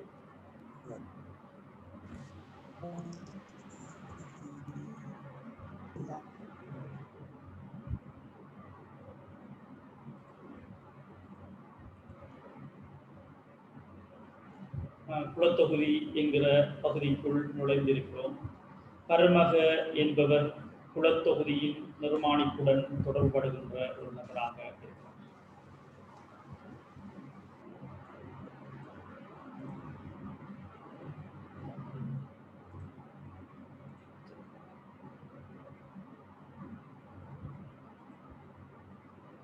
இலங்கையினுடைய ஆரம்பகால மக்கள் மழை நீரை நம்பிய, அதாவது மழை பொழிகின்ற போது சேமித்து வைக்கத்தக்க வகையில் மழை நீரை கொண்டுதான் அவர்கள் அந்த மழை நீரை சேமித்தார்கள். மழை நீரை நம்பிய சிறு குளங்களை மையமாக கொண்டு தமது குடியிருப்புகளையும் நிறுவினார். ஏன் இந்த மக்கள் மழை நீரை நம்புகிறார்கள்? இலங்கையை சுற்றி அதிகளவான ஆறுகள் ஓடுகின்றது. பெரிய பெரிய ஆறுகள் எல்லாம் இலங்கையை நகர்ந்து செல்கிறது, இலங்கைக்குள்ளே ஓடிக்கொண்டிருக்கிறது. இருந்தாலும் இலங்கையினுடைய மக்கள் நதிகளை நம்பி நதிக்கரை ஓரங்களில் குடியேறுவதை கூடுதலாக விரும்பவில்லை. காரணம் என்ன என்று ஆழமாக சென்று பார்க்கின்ற போது இந்த நதிகள் அடிக்கடி வெள்ளப்பெருக்கை ஏற்படுத்துகின்றதாக இருந்தது. இதனால் நதிகளை நம்பி தங்களது குடியிருப்புகளை நிறுவ முடியாது என்று எண்ணிய மக்கள் நதிக்கரை ஓரங்களை விடுத்து நாட்டின் உட்பகுதியை நோக்கி நகர்கிறார்கள். நாட்டின் உட்பகுதிக்கு சென்ற போது அங்கு பருவமழை பொழிகின்ற நேரம் அந்த மழை நீரை தேக்கி வைக்கின்றார்கள். அவ்வாறு மழை நீரை தேக்கி வைத்து உருவாக்கப்படுகின்ற சிறிய குளங்களை நம்பி அந்த குளக்கரை ஓரங்களில் தமது குடியிருப்புகளை நிறுவிக் கொடுக்கிறார்கள். இந்த சிறிய குளங்களுக்கு உதாரணங்களாக பிற்கால பகுதியில் இலங்கையில் காணப்பட்ட பல சிறிய குளங்கள் இருக்கிறது. மழை நீரினால் ஊட்டம் பெற்ற குளங்கள் என்று கூட சொல்லலாம். காமினிவாவி, அபேவாவி, திஸ்ஸவாவி, நுவரவாவி இவ்வாறான பல குளங்கள் இன்றும் காணப்படும். ஆகவே இந்த மழை நீரினால் ஊட்டம் பெற்ற சிறிய குளங்களை நம்பி இந்த மக்கள் தமது குடியிருப்புகளை நிறுவிக் கொண்டிருக்கின்ற நேரம் சிறு குளங்களில் வறட்சி, அதாவது தொடர்ச்சியாக மழை பொழியாத காலத்தில் குளத்து நீர் வற்றுகின்ற ஒரு நிலைமை இருக்கிறது. அதை வறட்சி என்றும், சனத்தொகையில் அதிகரிப்பு ஏற்படுகின்ற போது சனத்தொகை அதிகரிப்பின் காரணமாக மக்களினுடைய நீர் தேவையின் அளவு அதிகரிக்கிறது. நீர் தேவையினுடைய அளவு அதிகரிக்கின்ற போது இங்கு நீரின் அளவு மாறாமல் இருக்கின்றபடியினால், நீரின் அளவு அதிகமாக தேவைப்படுகின்றபடியினால் நீர் பற்றாக்குறை ஒன்று ஏற்படுகிறது. ஆகவே இந்த குளங்களுக்கு இருந்த ஆபத்துகள் அல்லது குளங்கள் எதிர்நோக்கிய சவால்கள் என்ன என்று பார்க்கின்ற போது வறட்சி ஒரு மிகப்பெரிய சவாலாக இருக்கிறது. சனத்தொகை அதிகரிப்பு ஒரு சவாலாக இருக்கிறது. இந்த சனத்தொகை அதிகரிப்பு, வறட்சி போன்ற காரணங்களினால் நீர் பற்றாக்குறை இருக்கிறது.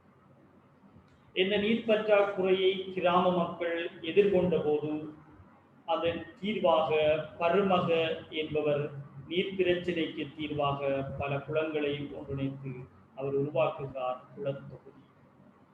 எனவே பல குளங்கள் ஒன்றிணைக்கப்படுகிறது.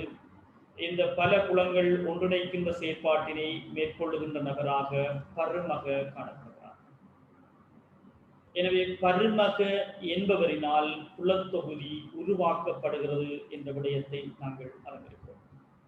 பல குளங்களை ஒன்று சேர்த்து குளத்தொகுதியை யார் உருவாக்குகிறார் என்று பார்த்தால் பருமக.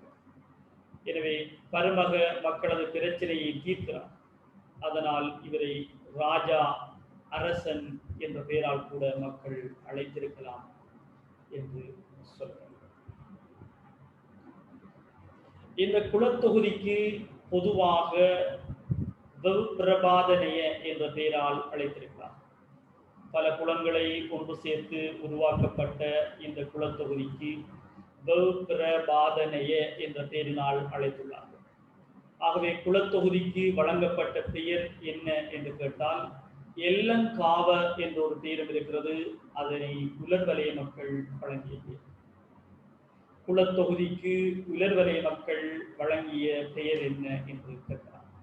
கேட்கின்ற போது அதனை எல்லங்காவ என்ற பெயரினால் அழைத்துள்ளார்கள்.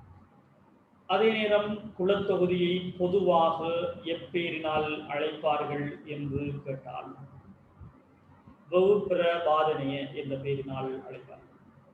குளத்தொகுதியை யார் நிர்மாணிக்கிறார் என்று கேட்டால் பருமக என்பவர் நிர்மாணிக்கிறார்.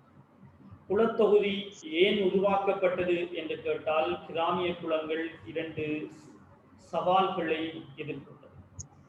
அதில் முதலாவது சவாலாக இருப்பது வறட்சி, இரண்டாவது சனத்தொகை அதிகரிப்பு. இந்த 2 காரணங்களையும் தீர்ப்பதற்காக வேண்டி, இந்த 2 பிரச்சனைகளையும் தீர்ப்பதற்காக வேண்டி பருமக குளத்தொகுதியை நிர்மாணிக்கிறார். குளத்தொகுதிக்கு பொதுவாக வழங்கப்படுகின்ற பெயர் வவுப்பிரபாதனைய. இதுதான் அந்த குளத்தொகுதியினுடைய ஒரு பெரும்படியான படமாக இருக்கிறது.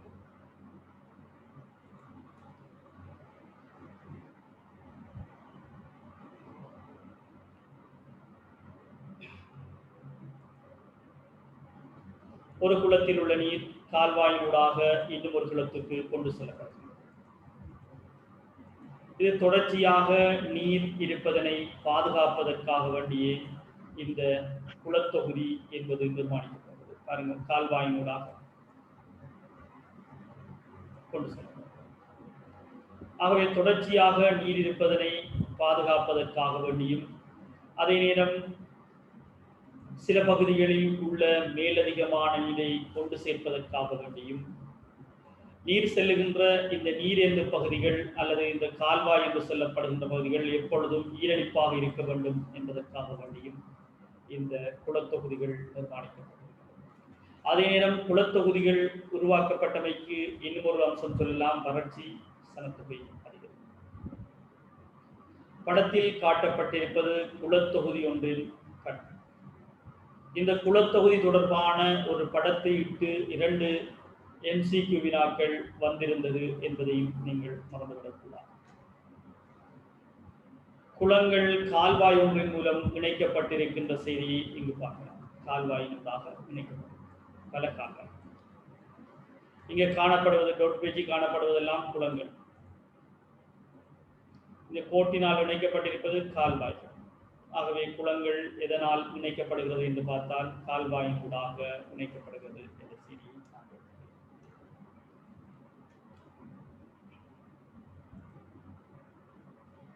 அதே போல இவ்வாறான குளத்தொகுதி அம்மாந்தோட்டை மாவட்டத்தில் அமைந்துள்ள ஒரு முறை. அம்மாந்தோட்டை மாவட்டத்தில் இவ்வாறான குளத்தொகுதிகள் தொடர்பான செய்திகள் கண்டறியப்பட்டது. எனவே குளத்தொகுதி படத்தில் காட்டப்பட்டிருக்கின்ற குளத்தொகுதியினது படம் அம்மாந்தோட்டையில் இருந்து எடுக்கப்பட்டது. இது குளத்தொகுதி உலர்வலய மக்கள் எல்லங்காவ. குளத்தொகுதி கூடுதலாக உலர்வலய மக்களின் தேவைகளை பூர்த்தி செய்வதற்காகவே உருவாக்கப்பட்டிருக்கிறது. உலர்வலய மக்களுக்கு வறட்சி என்பது ஏற்படுகிறது. உலர்வலய மக்களுக்கு நீர் பற்றாக்குறை காணப்படுகிறது. உலர்வலய மக்களே விவசாய செய்கைகளில் முன்னுரிமை பெற்றவர்களாக இருக்கிறார்கள். ஆகவே உலர்வலய மக்களுக்கு நீர் பற்றாக்குறை எழுந்த போது பருமக என்பவர் இந்த குளத்தொகுதியை நிர்மாணித்தார். குளத்தொகுதிக்கு உலர்வலய மக்கள் வழங்கிய பெயர் எல்லங்காவ. அதே போல குளத்தொகுதிக்கு பொதுவாக வழங்கப்படுகின்ற பெயர் வவுப்பிரபாதனைய. சொல்லி உச்சரிச்சு பாருங்க, வவுப்பிரபாதனைய எல்லங்காவ, வவுப்பிரபாதனைய எல்லங்காவ, வவுப்பிரபாதனைய எல்லங்காவ. வவுப்பிரபாதனை என்பது பொதுவாக குளத்தொகுதிக்கு வழங்கப்படுகின்ற பெயர். எல்லங்காவ என்பது உலர்வலய மக்கள் குளத்தொகுதிக்கு வழங்குகின்ற பெயர் தான் எல்லங்காவையாக இருக்கிறது. ஆகவே குளத்தொகுதியின் நிர்மாணிப்புடன் தொடர்பு பட்ட நபர் யார் என்று கேட்டால் பருமகையாக இருக்கிறார்.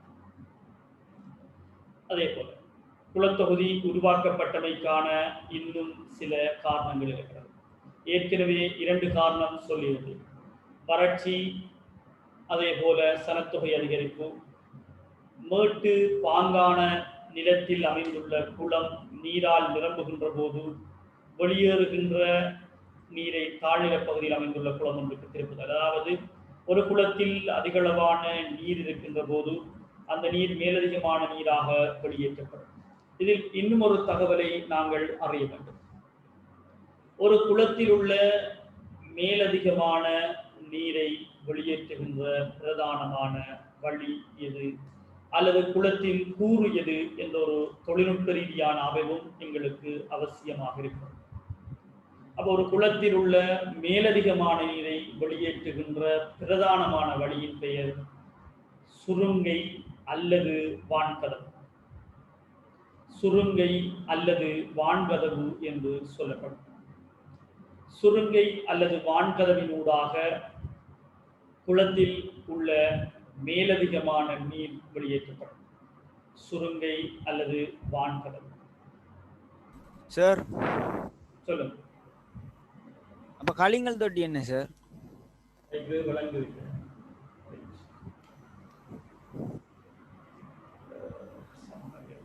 சுருங்கை அல்லது வான்கதவு ஒரு 2 minutes உங்களோட டவுட்டை கிளியர் ஆகும்.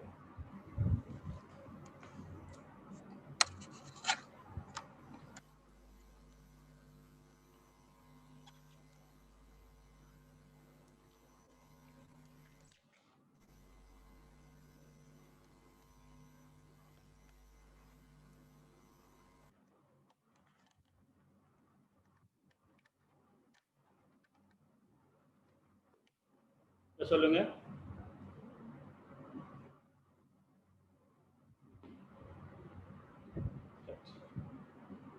சுருங்கை அல்லது வான்கதவு என்கிற விடயம் குளத்தில் உள்ள மேலதிகமான நீரை வெளியேற்றுகின்ற வழி.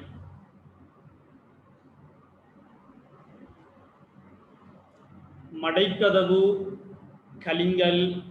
கலிங்கல் தொட்டி இவைகளெல்லாம் குளத்தில் உள்ள நீரை விவசாயத்துக்காக திறந்து விடுகின்ற வழி. விவசாயத்துக்காக திறந்து விடுகின்ற ஒரு விடயம் இருக்கிறது. குளத்தில் வருகின்ற மேலதிகமான நீர் என்ற ஒரு விடயமும் இருக்கிறது. இது 5வது அலகில நீரியல் தொழில்நுட்பம் என்ற பகுதியில் இருக்கு.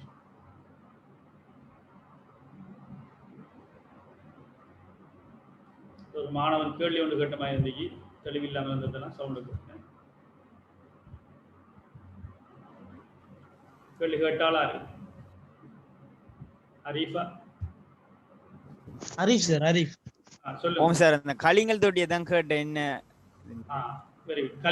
கலிங்கல் தொட்டி என்னத்துக்கு பயன்படுறேன்னு கேட்டேன். கலிங்கல் தொட்டிங்கிற ஒரு விடயம் என்னன்னா, இது எல்லாருக்கும் வர ஒரு பொதுவான சந்தேகம்.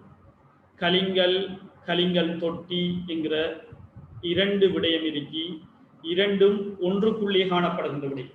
அதாவது குளத்தில் உள்ள நீர் என்ன செய்யப்படும் என்று சொன்னால், விவசாய நிலங்களுக்காக வெளியேற்றப்படும். வெளியேற்றுகின்ற நேரம் குளத்துக்கு உள்ளே ஒரு இவ்வாறான ஒரு தொட்டி ஒன்று, ஒரு பெரும்படியான ஒரு தொட்டி. இங்கல அணைக்கட்டு இருக்கும்படியே மேலுக்கு ஒரு கம்பி மாய் ஒன்று இருக்கும். இப்படித்தான் அந்த குளத்துக்கு வெளியே பார்க்கக்குள்ள தொட்டி மட்டும்தான் வழங்கும். தொட்டிக்குள்ள 2 துவாரங்கள் இருக்கும், மேலுக்கொண்டு கீழுக்கொண்டு. இங்கல அப்படியே கால்வாய் அல்லது வாய்க்காலின் ஊடாக இந்த நீர் அப்படியே போயிட்டு இருக்கும். இது குளமாரி தான். இப்ப பாருங்க, குளத்துக்குள்ள ஒரு தொட்டி இருக்கிறது. இந்த தொட்டியினது பெயர் கலிங்கல் தொட்டி. இந்த கலிங்கல் தொட்டிக்குள்ளதான் நீர் வந்து விடும். குளத்தில் உள்ள நீர் தொட்டி நிரம்பி தொட்டினது மேல் பகுதிய கலிங்கல் என்று சொல்ற. கலிங்கல் இருக்கிறதால்தான் இந்த தொட்டிக்குள்ள கலிங்கல் இருக்கிறதால்தான் இந்த தொட்டியினுடைய பெயர் கலிங்கல் தொட்டி. இந்த தொட்டி கலிங்கல் தொட்டி. இது குளத்தின் உட்பகுதியில் இருக்கு. கலிங்கல் தொட்டில 2 வழிகள் இருக்கும், நீர் வெளியேற வழி. ஒன்று உயரத்தில் இருக்கும், அதை சொல்ற மேல் உயர் கலிங்கல். அடுத்தது கீழுக்கு இருக்கும் ஈரக்கலிங்கல். அப்ப கலிங்கல் தொட்டியில தான் கலிங்கல் இருக்கு. கலிங்கல் தொட்டியும் கலிங்கலும் ஒரே சமாச்சாரம், ஒரே விடை. இது வான்கதவு இல்லை. வான்கதவு என்று சொன்னா உதாரணத்துக்கு இந்த கலிங்கல் தொட்டிக்குள்ள இன்னொரு விடயம் இருக்கு பார்த்துக்கோங்க. இந்த கலிங்கல் அதாவது குளக்கற்ற உயரம் 120 அடி வச்சுக்கோங்க. அப்படின்னா என்ன அர்த்தம்டா, இந்த குளம் 120 அடி நீரை பிடிச்சு கொள்ளலாம். 120 அடி உயரம்டா அணைக்கட்டு, சரிதானே? 120 அடி உயரத்தை விட நீர் வந்தா இந்த அணைக்கட்டுக்கு மேலால நீர் பாய பார்க்கும். இதனால் இந்த அணைக்கட்டு உடைப்படுக்கும் என்பதற்காக என்ன செய்வாங்கன்னு சொன்னா, எப்படியும் 100 அடி நீரை தானே இதுக்குள்ள பிடிப்பார். 100 அடி நீரை பிடிச்சா அதுக்கு மேல வார நீர் எல்லாம் இதுக்குள்ள தங்கக்கூடாது, இந்த குளத்துக்குள்ள வேணாம் என்ற ஒரு நினைப்பு இருக்கு. அப்ப எத்தனை அடி நீரை விரும்பல என்று பார்த்தா 20 அடி நீரை விரும்பல. எத்தனை அடி நீர்? 20 அடி நீர். அதனால என்ன செய்வாங்கண்டா, குளக்கட்டின் பாருங்க 100 அடிக்கு மேல ஒரு கேட் கொண்டு வைப்பார். குளக்கட்டில சராசரி 100 அடிக்கு மேல இருக்கு இந்த கேட். அப்படின்னு அந்த கேட்ட கதவை பூட்டி வச்சிருப்ப, திறப்புற நேரம் இந்த கேட்ட கதவை திறப்ப, திறந்தா 100 அடிக்கு மேல வார நீர் எல்லாம் இந்த கேட்டால போயிட்டே இருக்கு. அப்படின்னா என்ன அர்த்தம்டா, 100 அடிக்கு மேல எங்களுக்கு இந்த குளத்துல நீர் தேவையில்லை. தேவையில்லாத நீரை வெளியேற்றுகின்ற கதவுட பெயர் வான்கதவு. இப்ப அண்மையில நேற்று முந்தநாத நியூஸ்ல கூட நாங்க கேள்விப்பட்டிருக்கிறோம், பராக்கிரம சமுத்திரத்தின் 2 வான்கதவுகள் திறக்கப்பட்டது. மழை பெய்து சமுத்திரம் நிரம்பிட்டு, அதால தேவையில்லை அந்த நீர். விவசாயத்துக்கு திறக்கிறத பத்தி நியூஸ்ல சொல்றதே இல்லை. மழை இல்லாத காலத்திலையும் கொள்ளற விவசாயம் செஞ்சு, ஏன் நமது பகுதியிலும் விவசாயம் செஞ்சு எப்பயாவது நியூஸ்ல சொல்லியிருக்கா விவசாயத்துக்காக நீர் திறக்கப்பட்டிருக்கின்றது? இல்லை. ஏன்? அது குளத்தில போதிய அளவான நீர் இருக்கிறது, தேவையான போது திறக்கிறார்கள், தேவையான போது மூடுகிறார்கள். மழை பெய்து கொண்டிருக்கிறது, நாங்க கட்டின குளம் 120 அடி 100 அடிக்கு மேல தண்ணி வந்துட்டு இருக்கி, கதவை திறக்காட்டி என்ன செய்யும், ஏதாவது ஒரு பகுதியால் அந்த நீர் வெளியேறும். இந்த நீர் வெளியேறினா அணைக்கட்டு உடைப்படுது. 120 அடி உயரத்திலிருந்து நீர் வந்தா யோசிச்சு பாருங்க. நம்ம டெப்பில இருந்து ஒரு 2 அடிக்குள்ள இருந்த டெப்பில இருந்து தண்ணி திறந்தாலே அந்த இடம் ஒரு ஓட்டடிச்ச மாதிரி. அதனால் என்ன செஞ்சிருக்கிறார்கள் என்றால், தேவை இல்லாத எல்லையில ஒரு கேட்டை போட்டிருக்காங்க. இதுக்கு அங்க நீர் தேவையில்லை. அந்த நீர் வெளியேறுகின்ற வழி வான்கதவு அல்லது சுருங்கை என்று பெயர். இது உயரமான பகுதியில் இருக்கு. அதே நேரம் நீர் ஒரு குளத்தை உருவாக்கினா அந்த குளத்தில எப்பொழுதும் நீர் இருக்க வேண்டும். தேவையான போது அந்த நீரை பயன்படுத்தணும், தேவையில்லாத போது மூடிவிடும். நமது பகுதி ஆறுகளை பார்த்தா விட, இப்ப ஆறெல்லாம் நல்ல தண்ணி இருக்கு, விவசாயத்துக்கு நீர் தேவை. அது மழையினால் வந்த தண்ணி, மழை இல்லாத காலத்திலும் தண்ணி இருக்கு. விவசாயம் அறுவடை முடிஞ்சோன்னு போய் பாருங்க, ஆத்தையெல்லாம் தண்ணி வத்திருக்கு. மழை பெய்ஞ்சாலும் பெய்யாட்டியும் தண்ணி வத்தப்பட்டிருக்கு. இதுக்கு காரணம் என்னென்றா, எங்களுக்கு நீரை வழங்குகின்ற சேனநாயக்க சமுத்திரம் நீர் பிடிக்கப்பட்டிருக்கிறது. அங்கிருக்கின்ற கலிங்கல் தொட்டியினூடாக, கலிங்கலினூடாக வாய்க்காலின் வழியாக எங்களுக்கு நீர் வழங்கப்படுகிறது. இந்த கலிங்கல் தொட்டிக்குள்ள ஒரு கம்பி இருக்கு, தண்ணீர் விளக்குன்றதை சொல்லுவார். இதை கிறுக்குவதனூடாக, இதை அசைப்பதனூடாக நீர் வெளியேற்றப்படும். இதை கூட்டுனா நீர் கூட்டப்படும். இதுல 2 கலிங்கல் தொட்டிக்குள்ள 2 வழி இருக்குன்னு சொல்லியிருக்கேன். இது 120 அடி உயரம்டா, 80 அடியில ஒரு கேட் இருக்கு, 40 அடியில ஒரு கேட் இருக்குன்னு வச்சுக்க. குளத்தில நீர்மட்டம் 100 அடியில இருந்தா தான் 80 அடி கேட்டை திறக்கலாம். குளத்தில நீர்மட்டம் 60 அடியில இருக்குன்னு வச்சால் 80 அடி கேட்டை திறந்து வேற இல்லை. 80 அடியில் இருக்கிற உயரமான கேட்டை சொல்ற உயர்கலிங்கல், 40 அடியில் இருக்கிற அந்த கேட்டை சொல்ற தாழ்கலிங்கல் அல்லது ஈரக்கலிங்கல். ஆகவே கலிங்கல் என்பது எதுக்குள்ள இருக்குன்னு பார்த்தால், கலிங்கல் தொட்டிக்குள்ள இருக்கி என்கிற ஒரு செய்தியை நீங்க புரிந்து கொள்ள வேண்டும். மேலதிகமான செய்தியை நாங்கள் 5வது அலகு படிக்கிற நேரம் பார்த்துக் கொள்ளலாம். சந்தேகம் இருந்தால் நீங்க கேட்கலாம், அதுக்கான சொல்லுங்க.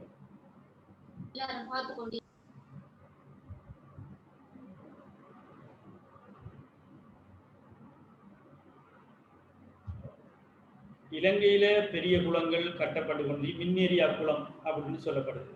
ஆனா பராக்கிரம சமுத்திரம் பெரிய குளத்துக்குள்ள வார குளம் தான். பராக்கிரம சமுத்திரத்துல 3 குளங்கள் இணைக்கப்பட்டதனால் அது பெரிய குளமாக மாறி இருக்கிறது. தோப்பாவாவி, தும்புடுவாவி, இரமுதுவாவி என்ற 3 குளங்களை கொண்டிருக்கிறது பராக்கிரம சமுத்திரம். சந்தேகங்கள் வார நேரம் படிக்கிறதுக்குள்ள நீங்க கேட்கலாம். அதுக்காக வேண்டித்தான் உங்களுக்காக வேண்டித்தான் சில ஏற்பாடுகள் செய்யப்பட்டது. சந்தேகங்களை தெளிவுபடுத்தும். Very good. சந்தேகம் கேட்ட மாணவனுக்கு வாழ்த்துக்கள். ரைட், கேட்கணும் நீங்க. இப்போ அடுத்த விடயத்துக்கு நாங்கள் போவோம். மேட்டுப்பாங்கான நிலத்தில் அமைந்துள்ள குளம் நீரால் நிரம்புகின்ற போது, அதாவது மழை சில பகுதிகளில் கூடுதலாக பெய்வதனால் அந்த குளங்கள் கூடுதலாக நிரம்புகிறது. இல்லை, இன்னும் ஒரு விடயம் இருக்கு குளத்தினது பொருள்ல. மழையால குளம் நிரம்புறத்தால நாங்க பார்த்திருக்கோம் வான்கதவின் ஊடாக நீர் வெளியேறுது. ஒரு குளத்துல வான்கதவால நீர் வெளியேறி இன்னும் ஒரு குளத்துக்கு அந்த நீர் போய் சேர நேரம் ஒரு குளத்திலிருந்து வார நீரை இன்னும் ஒரு குளம் பெற்றுக்கொள்வதற்காக அந்த குளத்துக்குள் ஒரு கேட் கொண்டு உயரமான இடத்துல வச்சிருப்பாங்க நீரை போடுறது. அதை சொல்ற உள்வான்கதவு. இப்ப இந்த ஏங்குற குளத்துல நீர் கூட இறக்கி அதனால ஏங்குற குளம் நீரை வெளியேறுது. பிங்கிற குளத்துக்கு அந்த நீர் வந்து சேருது. ஏங்குற பகுதியில மழை பெய்யுது, அதனால அந்த மழையினால குளம் நிரம்பி விட்டது. நிரம்பினால் அந்த குளத்தில் உள்ள நீரை வெளியேற்றுவதற்காக பயன்படுத்தப்படுவது வான்கதவாக இருக்கிறது. அதே நேரம் பி என்கிற பகுதி மழை இல்லை, குளத்துக்கு நீர் தேவையாக இருக்கிறது. எனவே கால்வாயினூடாக நீர் வெளியேற்றப்படலாம். எனவே கால்வாயினூடாக நீரை வெளியேற்றுவது வான்கதவு என்று பார்த்திருக்கோம். இந்த வான்கதவினது பெயர் ஏல கூடுதலாக நீர் இருக்கிறது வெளி வான்கதவு. பிக்கு நீர் இல்லை, அதனால இந்த வான்கதவால் நீரை பெற்றுக்கொள்ளுது இந்த பி. அதனால இதை சொல்ற உள்வான்கதவு. இந்த வான்கதவு ஏன் நிறுவப்பட்டிருக்கின்றார்? குளத்திலிருந்து நீர் வெளியேற நேரம் மழை நீராக இருக்கும், மண்ணுடன் சேர்ந்து வரும். அதனால் உட்கள் எல்லாம் இந்த நீருக்குள் குளத்துக்குள் சேர்ந்து விடக்கூடாது என்பதற்காக என்ன செய்திருக்கிறார்கள் என்றால், உள்வான்கதவுக்கு அருகில் ஒரு உயரிய அணை ஒன்றை கட்டியிருக்கார். உயர் அணை அல்லது போட்டா அணை அப்படின்னு சொல்லுவார் குளத்தில். இந்த உள்வான்கதவுக்குள்ள வார நீர் இந்த அணையில பட்டுத்தான் கிழுப்பு. அதனால இந்த அணைக்கட்டுக்குள்ள எல்லா வகையான கழிவுகளும் அதே நேரம் நீர் தாவரங்களும் சேர்ந்து கொள்ளும். ஆகவே இந்த அணையிலான் கூடுதலான கழிவுகள் தங்கிக் கொள்ளும். அதனால குளம் வேகமாக பாதிக்கப்படுவது குறைவடைகிறது. அதனால குளத்துக்குள்ள கழிவுகள் குயிக்காக வந்து சேராது, வேகமாக வந்து சேராது. ஏண்டா வார கழிவுகள் உயர் அணையில தங்கிடும். உயர் அணை போட்ட அணைங்கிற விடயம் எல்லாம் உங்களோட சிலபஸ்ல இப்போது எடுத்து விட்டார்கள், முந்தி இருந்தது. ஆக குளத்தினது கூறுகள்ல நிறைய பகுதிகளை இப்ப நான் சொல்லியே முடிச்சிட்டேன். சிலருக்கு இது ஒரு குழப்பமான ஒரு புதக்கமான விஷயம்தான். அதை பற்றி நீங்க கவலை கொள்ள தேவையில்லை, சின்ன விடயம். அதை நாங்கள் அந்த பாடம் படிக்கிற நேரம் படங்களுடன் பார்த்துக்கொள்வோம். இதுக்கு ரெடியா இல்லையே. இப்ப நாங்க பார்க்க வந்தது பரமக தொடர்பான விடயம். ரைட், அதுல குளங்கள் தொடர்பான சந்தேகங்களை பார்த்துருக்கோம். மேட்டு நிலத்துல கூடுதலான நீரை கொண்ட குளத்திலிருந்து தாழ்வான பகுதிக்கு நீர் வழங்கும். அதே நேரம் கால்வாயினூடாக நீர் கொண்டு செல்லப்படுகின்ற நேரம் கால்வாயின் இரு பகுதிகளிலும் எந்த நேரமும் நீர் இருப்பதன் ஊடாக அது ஈரலிப்பாக இருக்கும். அதனால் அந்த கால்வாய் பகுதிகளில் இலகுவாக பயிற்சிகளை மேற்கொள்ளலாம் என்பதற்காக வேண்டியும் இந்த குளத்தொகுதியை பருமக உருவாக்கியிருக்கிறார். பருமகமார்கள் மேற்கொள்ளும் நடவடிக்கைகளை கொண்டு மக்கள் இவர்களை அரசன் என்ற சொல்லினாலும் அழைத்துள்ளார்கள். ஏற்கனவே நான் சொன்னபடி அரசன் ஏனென்று சொன்னால் மக்களினுடைய தேவையை பூர்த்தி செய்ய வேண்டியவர் அரசன். அரசனாக மக்கள் பரமகமார்களை நம்பி இருக்கிறார்கள். இவர் அரசன். அரசன் என்று கூட அவர்கள் வாய்விட்டு சொன்ன விடயங்களும் இருக்கிறது. போசனி அரசன், எம்புல் அம்பே கல்வெட்டில கிழக்கு பிராந்திய அரசன் என்ற பெயரினால் இந்த பரமகமார்களை மக்கள் அரசனாக சொல்லியிருக்கிறார். ஏன்? மக்களுடைய விவசாய தேவை இருக்கிறது. அந்த விவசாய தேவைக்கு தேவையான நீரை பரமகமார்கள் குளத்தொகுதியினூடாக பெற்றுக் கொடுத்ததனால் இவர்தான் எங்களின் அரசன் என்று கூட மக்கள் சொல்லுகின்ற அளவுக்கு பரமகமார்கள் செயல்பட்டிருக்கிறார். மாத்தளை மாவட்டத்தில் எம்புல் அம்பே, மாத்தளை மாவட்டத்தில் எம்புல் அம்பே என்னுமிடத்தில் புராதன கல்வெட்டு ஒன்று கண்டுபிடிக்கப்பட்டிருக்கிறது. மாத்தளை மாவட்டத்தினுடைய மாத்தளை மாவட்டம் எம்புல் அம்பே என்னுமிடத்தில் புராதன கல்வெட்டு ஒன்று கண்டுபிடிக்கப்பட்டிருக்கிறது. அதில் போசனி அரசன் என்று சொல்லப்பட்டிருக்கிறது. இந்த போசனி அரசன் என்ற பெயரினால் யாரை சொல்லி இருக்கிறார்கள் என்று பார்த்தால் பருமக என்பவரை சொல்லியிருக்கிறார்கள். போசனி அரசன் என்பதனுடைய அர்த்தம் கிழக்கு பிராந்திய அரசன் என்பது. பாருங்க, போசனி அரசன் அல்லது பிராசின அரசன் என்று கூட இதை சொல்லலாம். போசனி அரசன் அல்லது பிராசின அரசன் என்று கூட சொல்லலாம். அது யாரை சொல்லுகிறார்கள் என்றால் கிழக்கு பிரதேச அரசனை. எனவே பருமக கிழக்கு பகுதியில் இருந்த பருமக அல்லது கிழக்கு பிரதேசத்தினுடைய அரசன் என்று சொல்லப்பட்ட பருமகமார்களும் இருந்திருக்கிறார்கள். ஆகவே பருமக அரசனாக கூட மக்கள் முன் ஜொலித்த வரலாறுகள் இருக்கிறது இலங்கையில்.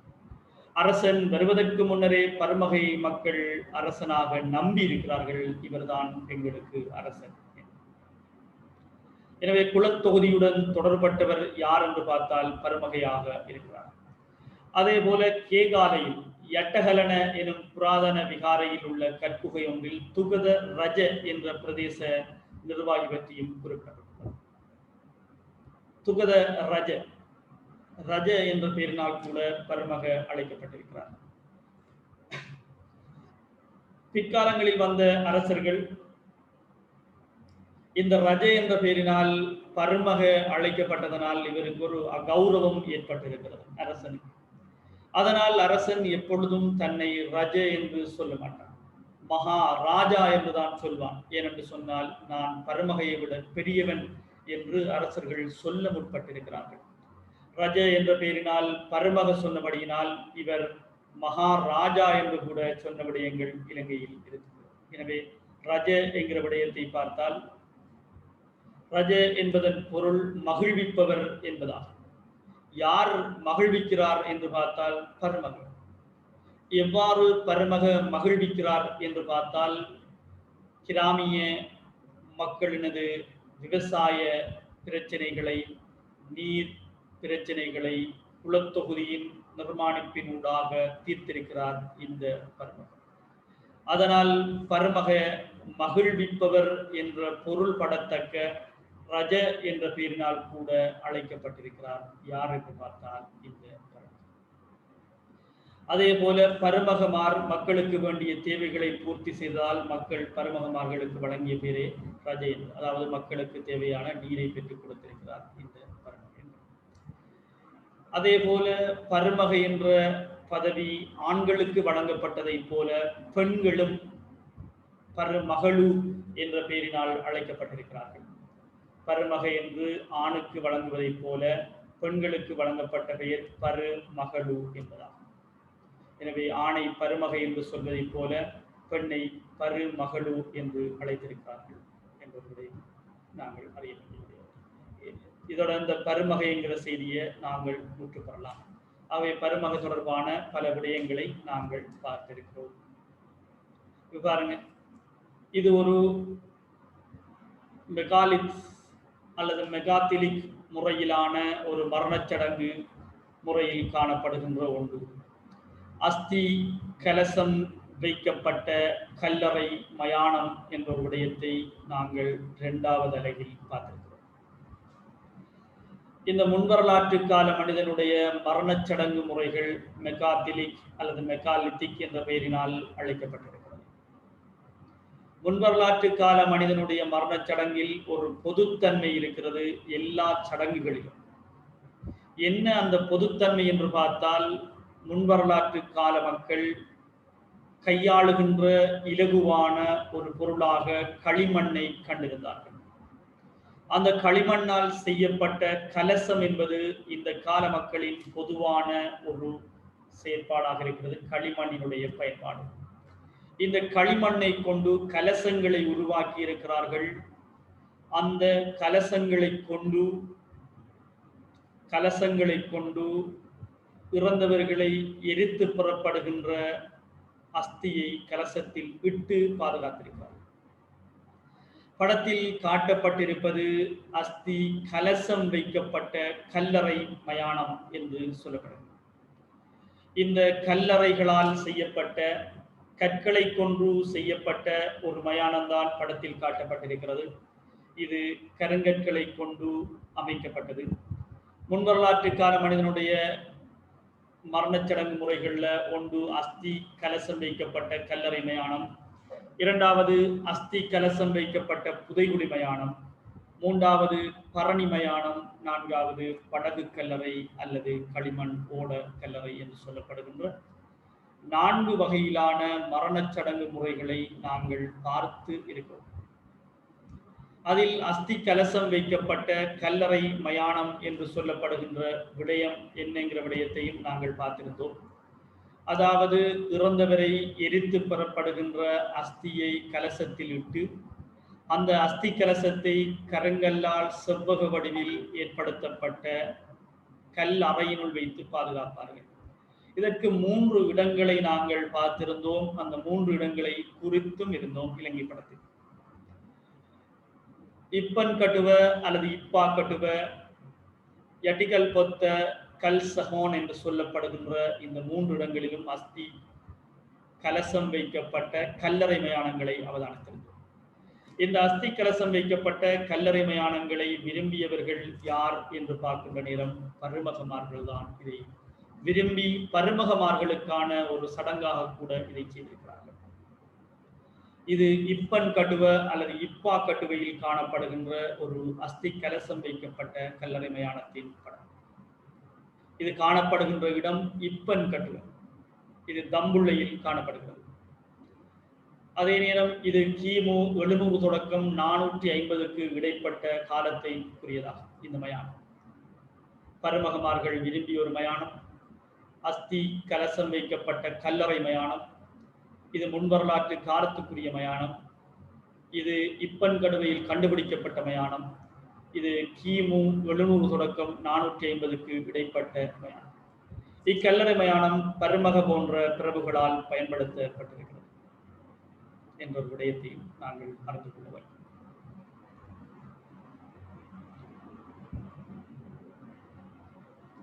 அதே போல களிமண்ணோட கல்லறை அல்லது படகு கல்லறை என்கிற இடம் கண்டுபிடிக்கப்பட்ட இடங்களை நாங்கள் பார்த்திருந்தோம், இலங்கை படத்தில் குறித்திருந்தோம்.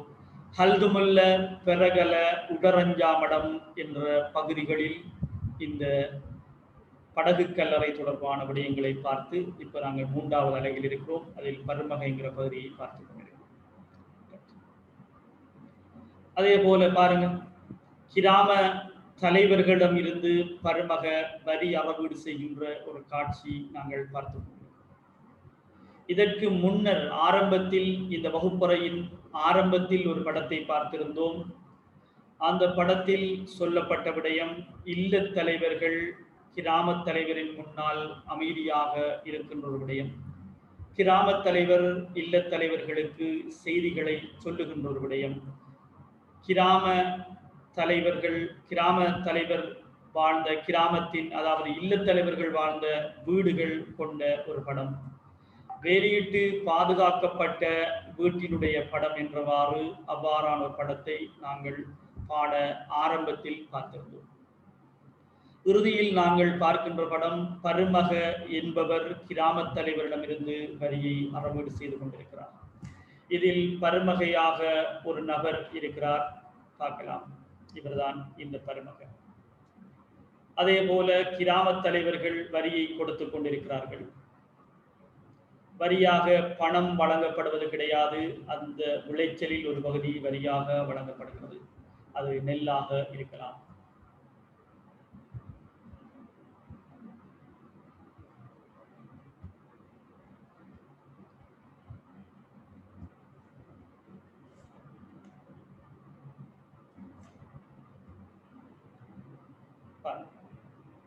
படத்தில் பருமகையும் கிராம தலைவர்களும் காணப்படுகின்றனர். பருமகை என்பவர் ஒரு நபராக நிற்கிறார். கிராம தலைவர்கள் 2 பேர் காணப்படுகிறார். பருமக கிராம தலைவரிடமிருந்து வரியை அறவிடுவது காட்டப்பட்டிருக்கிறது. பருமக கிராம தலைவரிடமிருந்து வரியை அறவீடு செய்வது காட்டப்பட்டது. இந்த 3வது அலகில் இதுவரைக்கும் நாங்கள் இல்லத்தலைவர், கிராம தலைவர், பருமக தொடர்பான செய்திகளை பார்த்திருக்கிறோம்.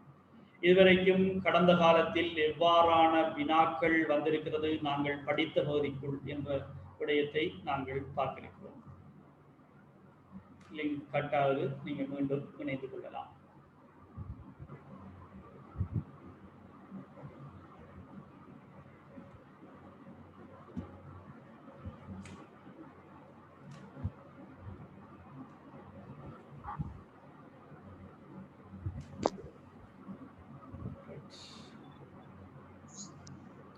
கடந்த கால வினாக்கள்ல 2016ஆம் ஆண்டு வந்திருக்கிறது.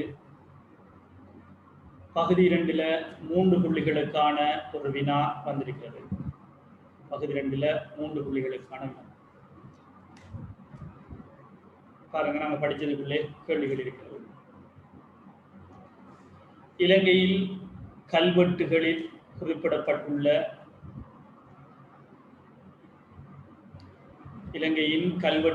குறிப்பிடப்பட்டுள்ள தகவல்களுக்கு அமைய கீழே A, B, C ஆகியவற்றினால் காட்டப்பட்டுள்ள ஒவ்வொருவரினதும் பதவி பெயரை ஒழுங்குமுறையில் எழுதுக. கல்வெட்டில் குறிப்பிடப்பட்டுள்ள பதவி பெயரை ஒழுங்குமுறையில் எழுத சொல்லி A குடும்பத் தலைவர், B கிராமத் தலைவர், C சில கிராமங்களின் அல்லது குளக்கட்டமைப்பின் தலைவர்.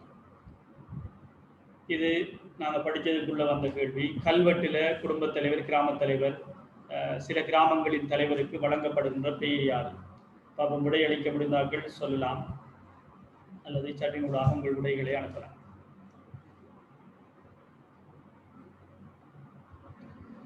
ஒருவர் விடை அனுப்பியிருக்கிறார். நீங்க தமிழ் பொண்டுல அனுப்புனா வராது.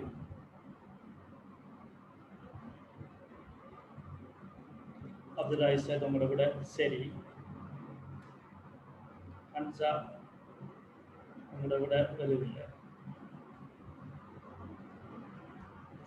குடும்பத் தலைவருக்கு வழங்கப்படுகின்ற பெயர் நிறைய சவுண்ட காணல.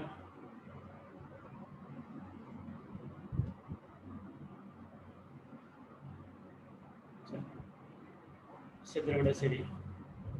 தகபதி குடும்பத் தலைவர், கிராமத் தலைவருக்கு கமிக்க, சில கிராமங்களின் அல்லது குளக்கட்டமைப்பின் தலைவரை பருமக என்ற பெயரினால். சார் கிராமத் தலைவருக்கு கமிக்க சொல்ல சார். கிராமங்கள்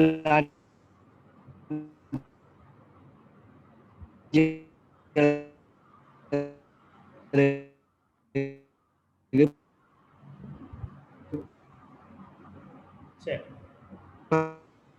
நீங்களும் பேரை சொல்லி பேசலாம். அதுக்கேற்ற மாதிரி உங்களோட பிக்கு கமிக சார். சரி, ஓகே, வெரி குட்.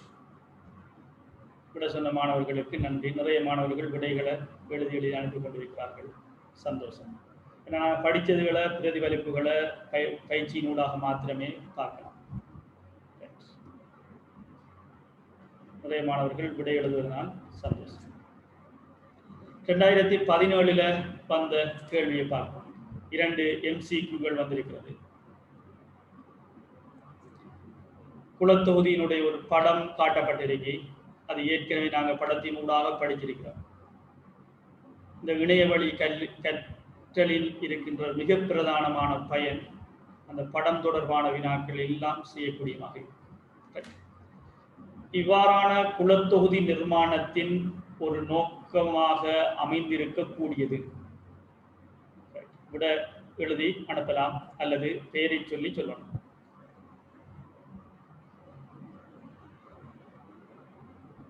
அனுப்புகிறோம்.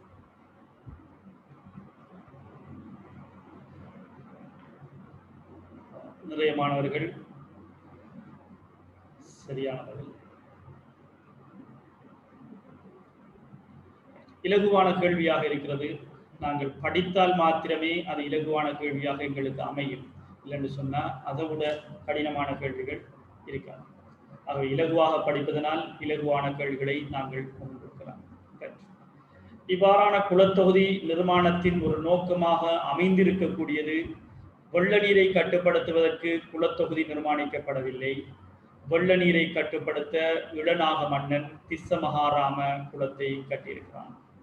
அல்லது பாரிய குளங்கள் நிர்மாணிக்கப்பட்டமைக்கான காரணங்கள் யாவை என்று கேட்கப்படுகின்ற நேரம் மக்களின் விவசாய தேவைக்கான நீரை வழங்குவதற்கு, இரண்டாவது நகர மக்களின் நீர் தேவையை பூர்த்தி செய்வதற்கு, மூன்றாவது வெள்ளப்பெருக்கை கட்டுப்படுத்துவதற்கென்று பாரிய குளங்கள் இலங்கையில் நிர்மாணிக்கப்பட்டிருந்தது.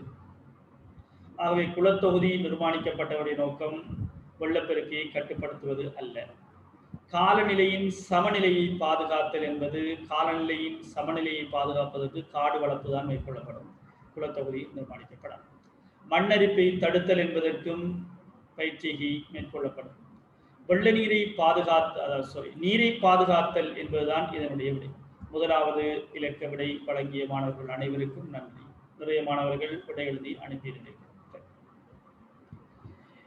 12வது கேள்வி 2018. இது போன்ற குளத்தொகுதிகளை பரவலாக காண கிடைப்பது. கூடுதலான குளத்தொகுதிகள் உலர் வலயத்தில், அதிலும் ஹம்பாந்தோட்டையிலே கூடுதலான குளத்தொகுதிகள் கண்டுபிடிக்கப்பட்டதாக வரலாறுகள் சொல்லும். இது போன்ற குளத்தொகுதிகள் பரவலாக காண கிடைப்பது. ஈர வலயத்தில் குளத்தொகுதிகளை காண முடியாது, உலர் வலயத்தில் மாத்திரமே காணலாம். 2017 வந்த வினாவையும் நாங்கள் செய்திருக்கிறோம். விடை எழுதி நிறைய மாணவர்கள் அனுப்பி கொண்டிருக்கிறீர்கள். சந்தோஷம்.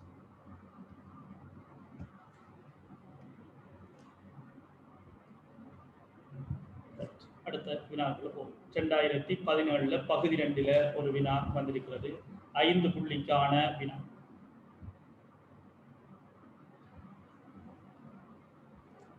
கேள்வியை நன்றாக விளங்க வேண்டும். பாருங்க கேள்வியை. புராதன இலங்கையில் கிராமங்கள் நிர்வகிக்கப்பட்ட விதத்தை, புராதன இலங்கையில் கிராமங்கள் நிர்வகிக்கப்பட்ட விதத்தை, அவற்றின் தலைமைத்துவம்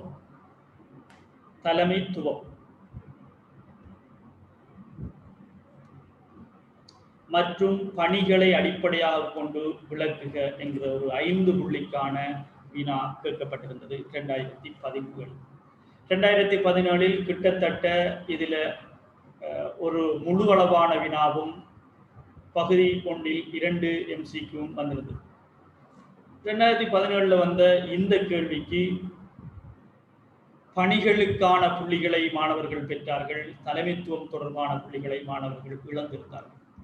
பாருங்க, புராதன இலங்கையில் கிராமங்கள் நிர்வகிக்கப்பட்ட விதத்தை, அவற்றின் தலைமைத்துவம் மற்றும் பணிகளை அடிப்படையாக கொண்டு விளக்குக என்கிற ஒரு கேள்வி இருக்கிறது.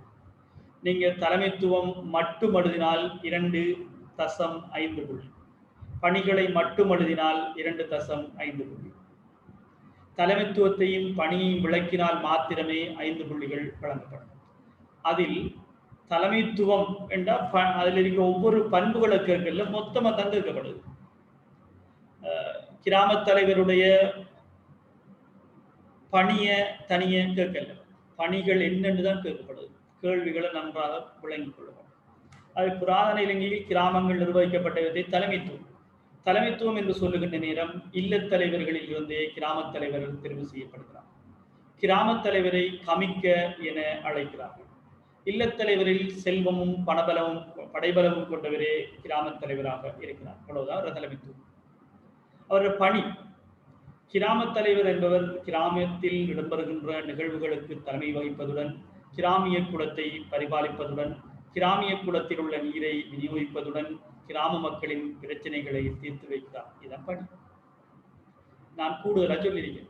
இதுல 2.5 புள்ளி பெறத்தக்க வகையில் நீங்கள் எழுதினாலே போதும்.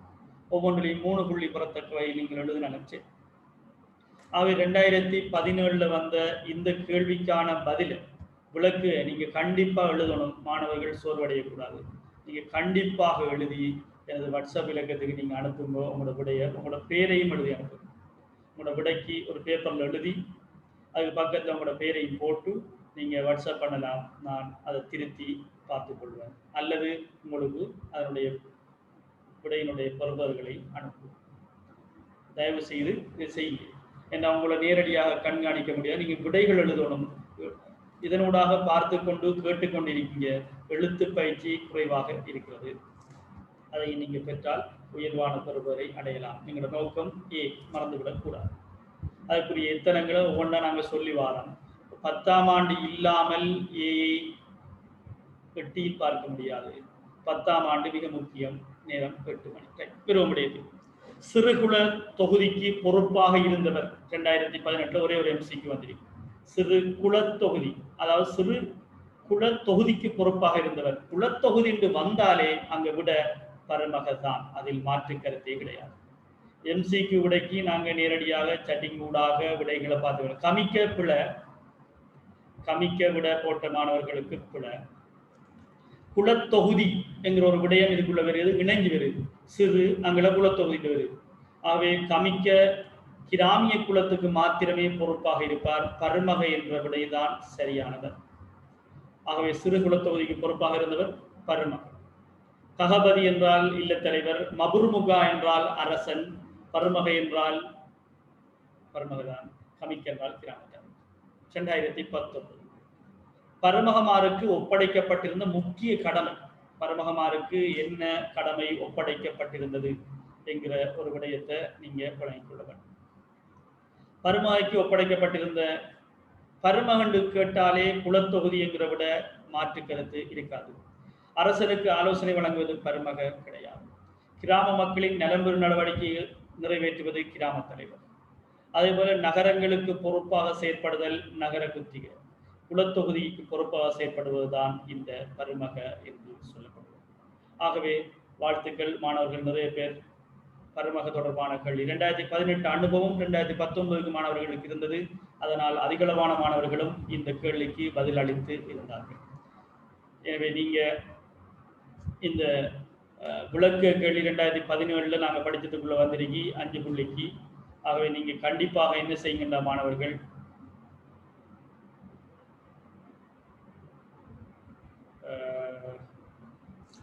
இந்த விளக்க கேள்வியை நீங்க எழுதி அனுப்புங்க. நான் இதனுடைய வீடியோ கிளிப்ஸ் உங்களுக்கு கண்டிப்பாக அனுப்புவேன். சில வீடியோ கிளிப்ஸ்கள் வந்து சேரல, எங்கிட்ட இருக்கிற மாணவர்களுக்கு வீடியோ கிளிப்ஸும் நாங்கள் அனுப்புகிறோம்.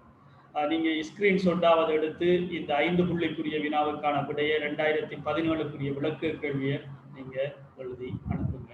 அதன் ஊடாக உங்களோட விடைகளுடைய திருத்தங்களை நாங்கள் பார்த்து கொள்ளலாம். இதுவரைக்கும் தொடர்ச்சியாக இருந்து வந்த மாணவர்கள் அனைவருக்கும் நன்றி. அஸ்ஸலாமு அலைக்கும் வரஹ்மத்துல்லாஹி வபரகாத்துஹு. நாளைக்கு இதனுடைய தொடர்ச்சி அரசர்கள் தொடர்பான வரலாறுகள். ஏற்கனவே விஜயனுடைய வரலாறை நாங்கள் சொல்லியிருந்தோம். பண்டுகாவியனுக்கும் விஜயனுக்கும் இடையே இருக்கின்ற உறவு முறைகள் பற்றியும் நாங்கள் நாளைய வகுப்பறையில் சந்திப்போம் இன்ஷா அல்லாஹ். தொடர்ச்சியாக தொடர்ந்திருங்கள். உங்களுடைய பொறுப்புகளை கண்டிப்பாக நாங்கள் உயர்த்துவதில் முழு கவனம் செலுத்துகிறோம். அஸ்ஸலாமு அலைக்கும் வரஹ்மத்துல்லாஹி வபரகாத்துஹு. ஏதாவது சொல்லிருந்தா சொல்லலாம், பழமையாக நான் கேட்கிறேன்.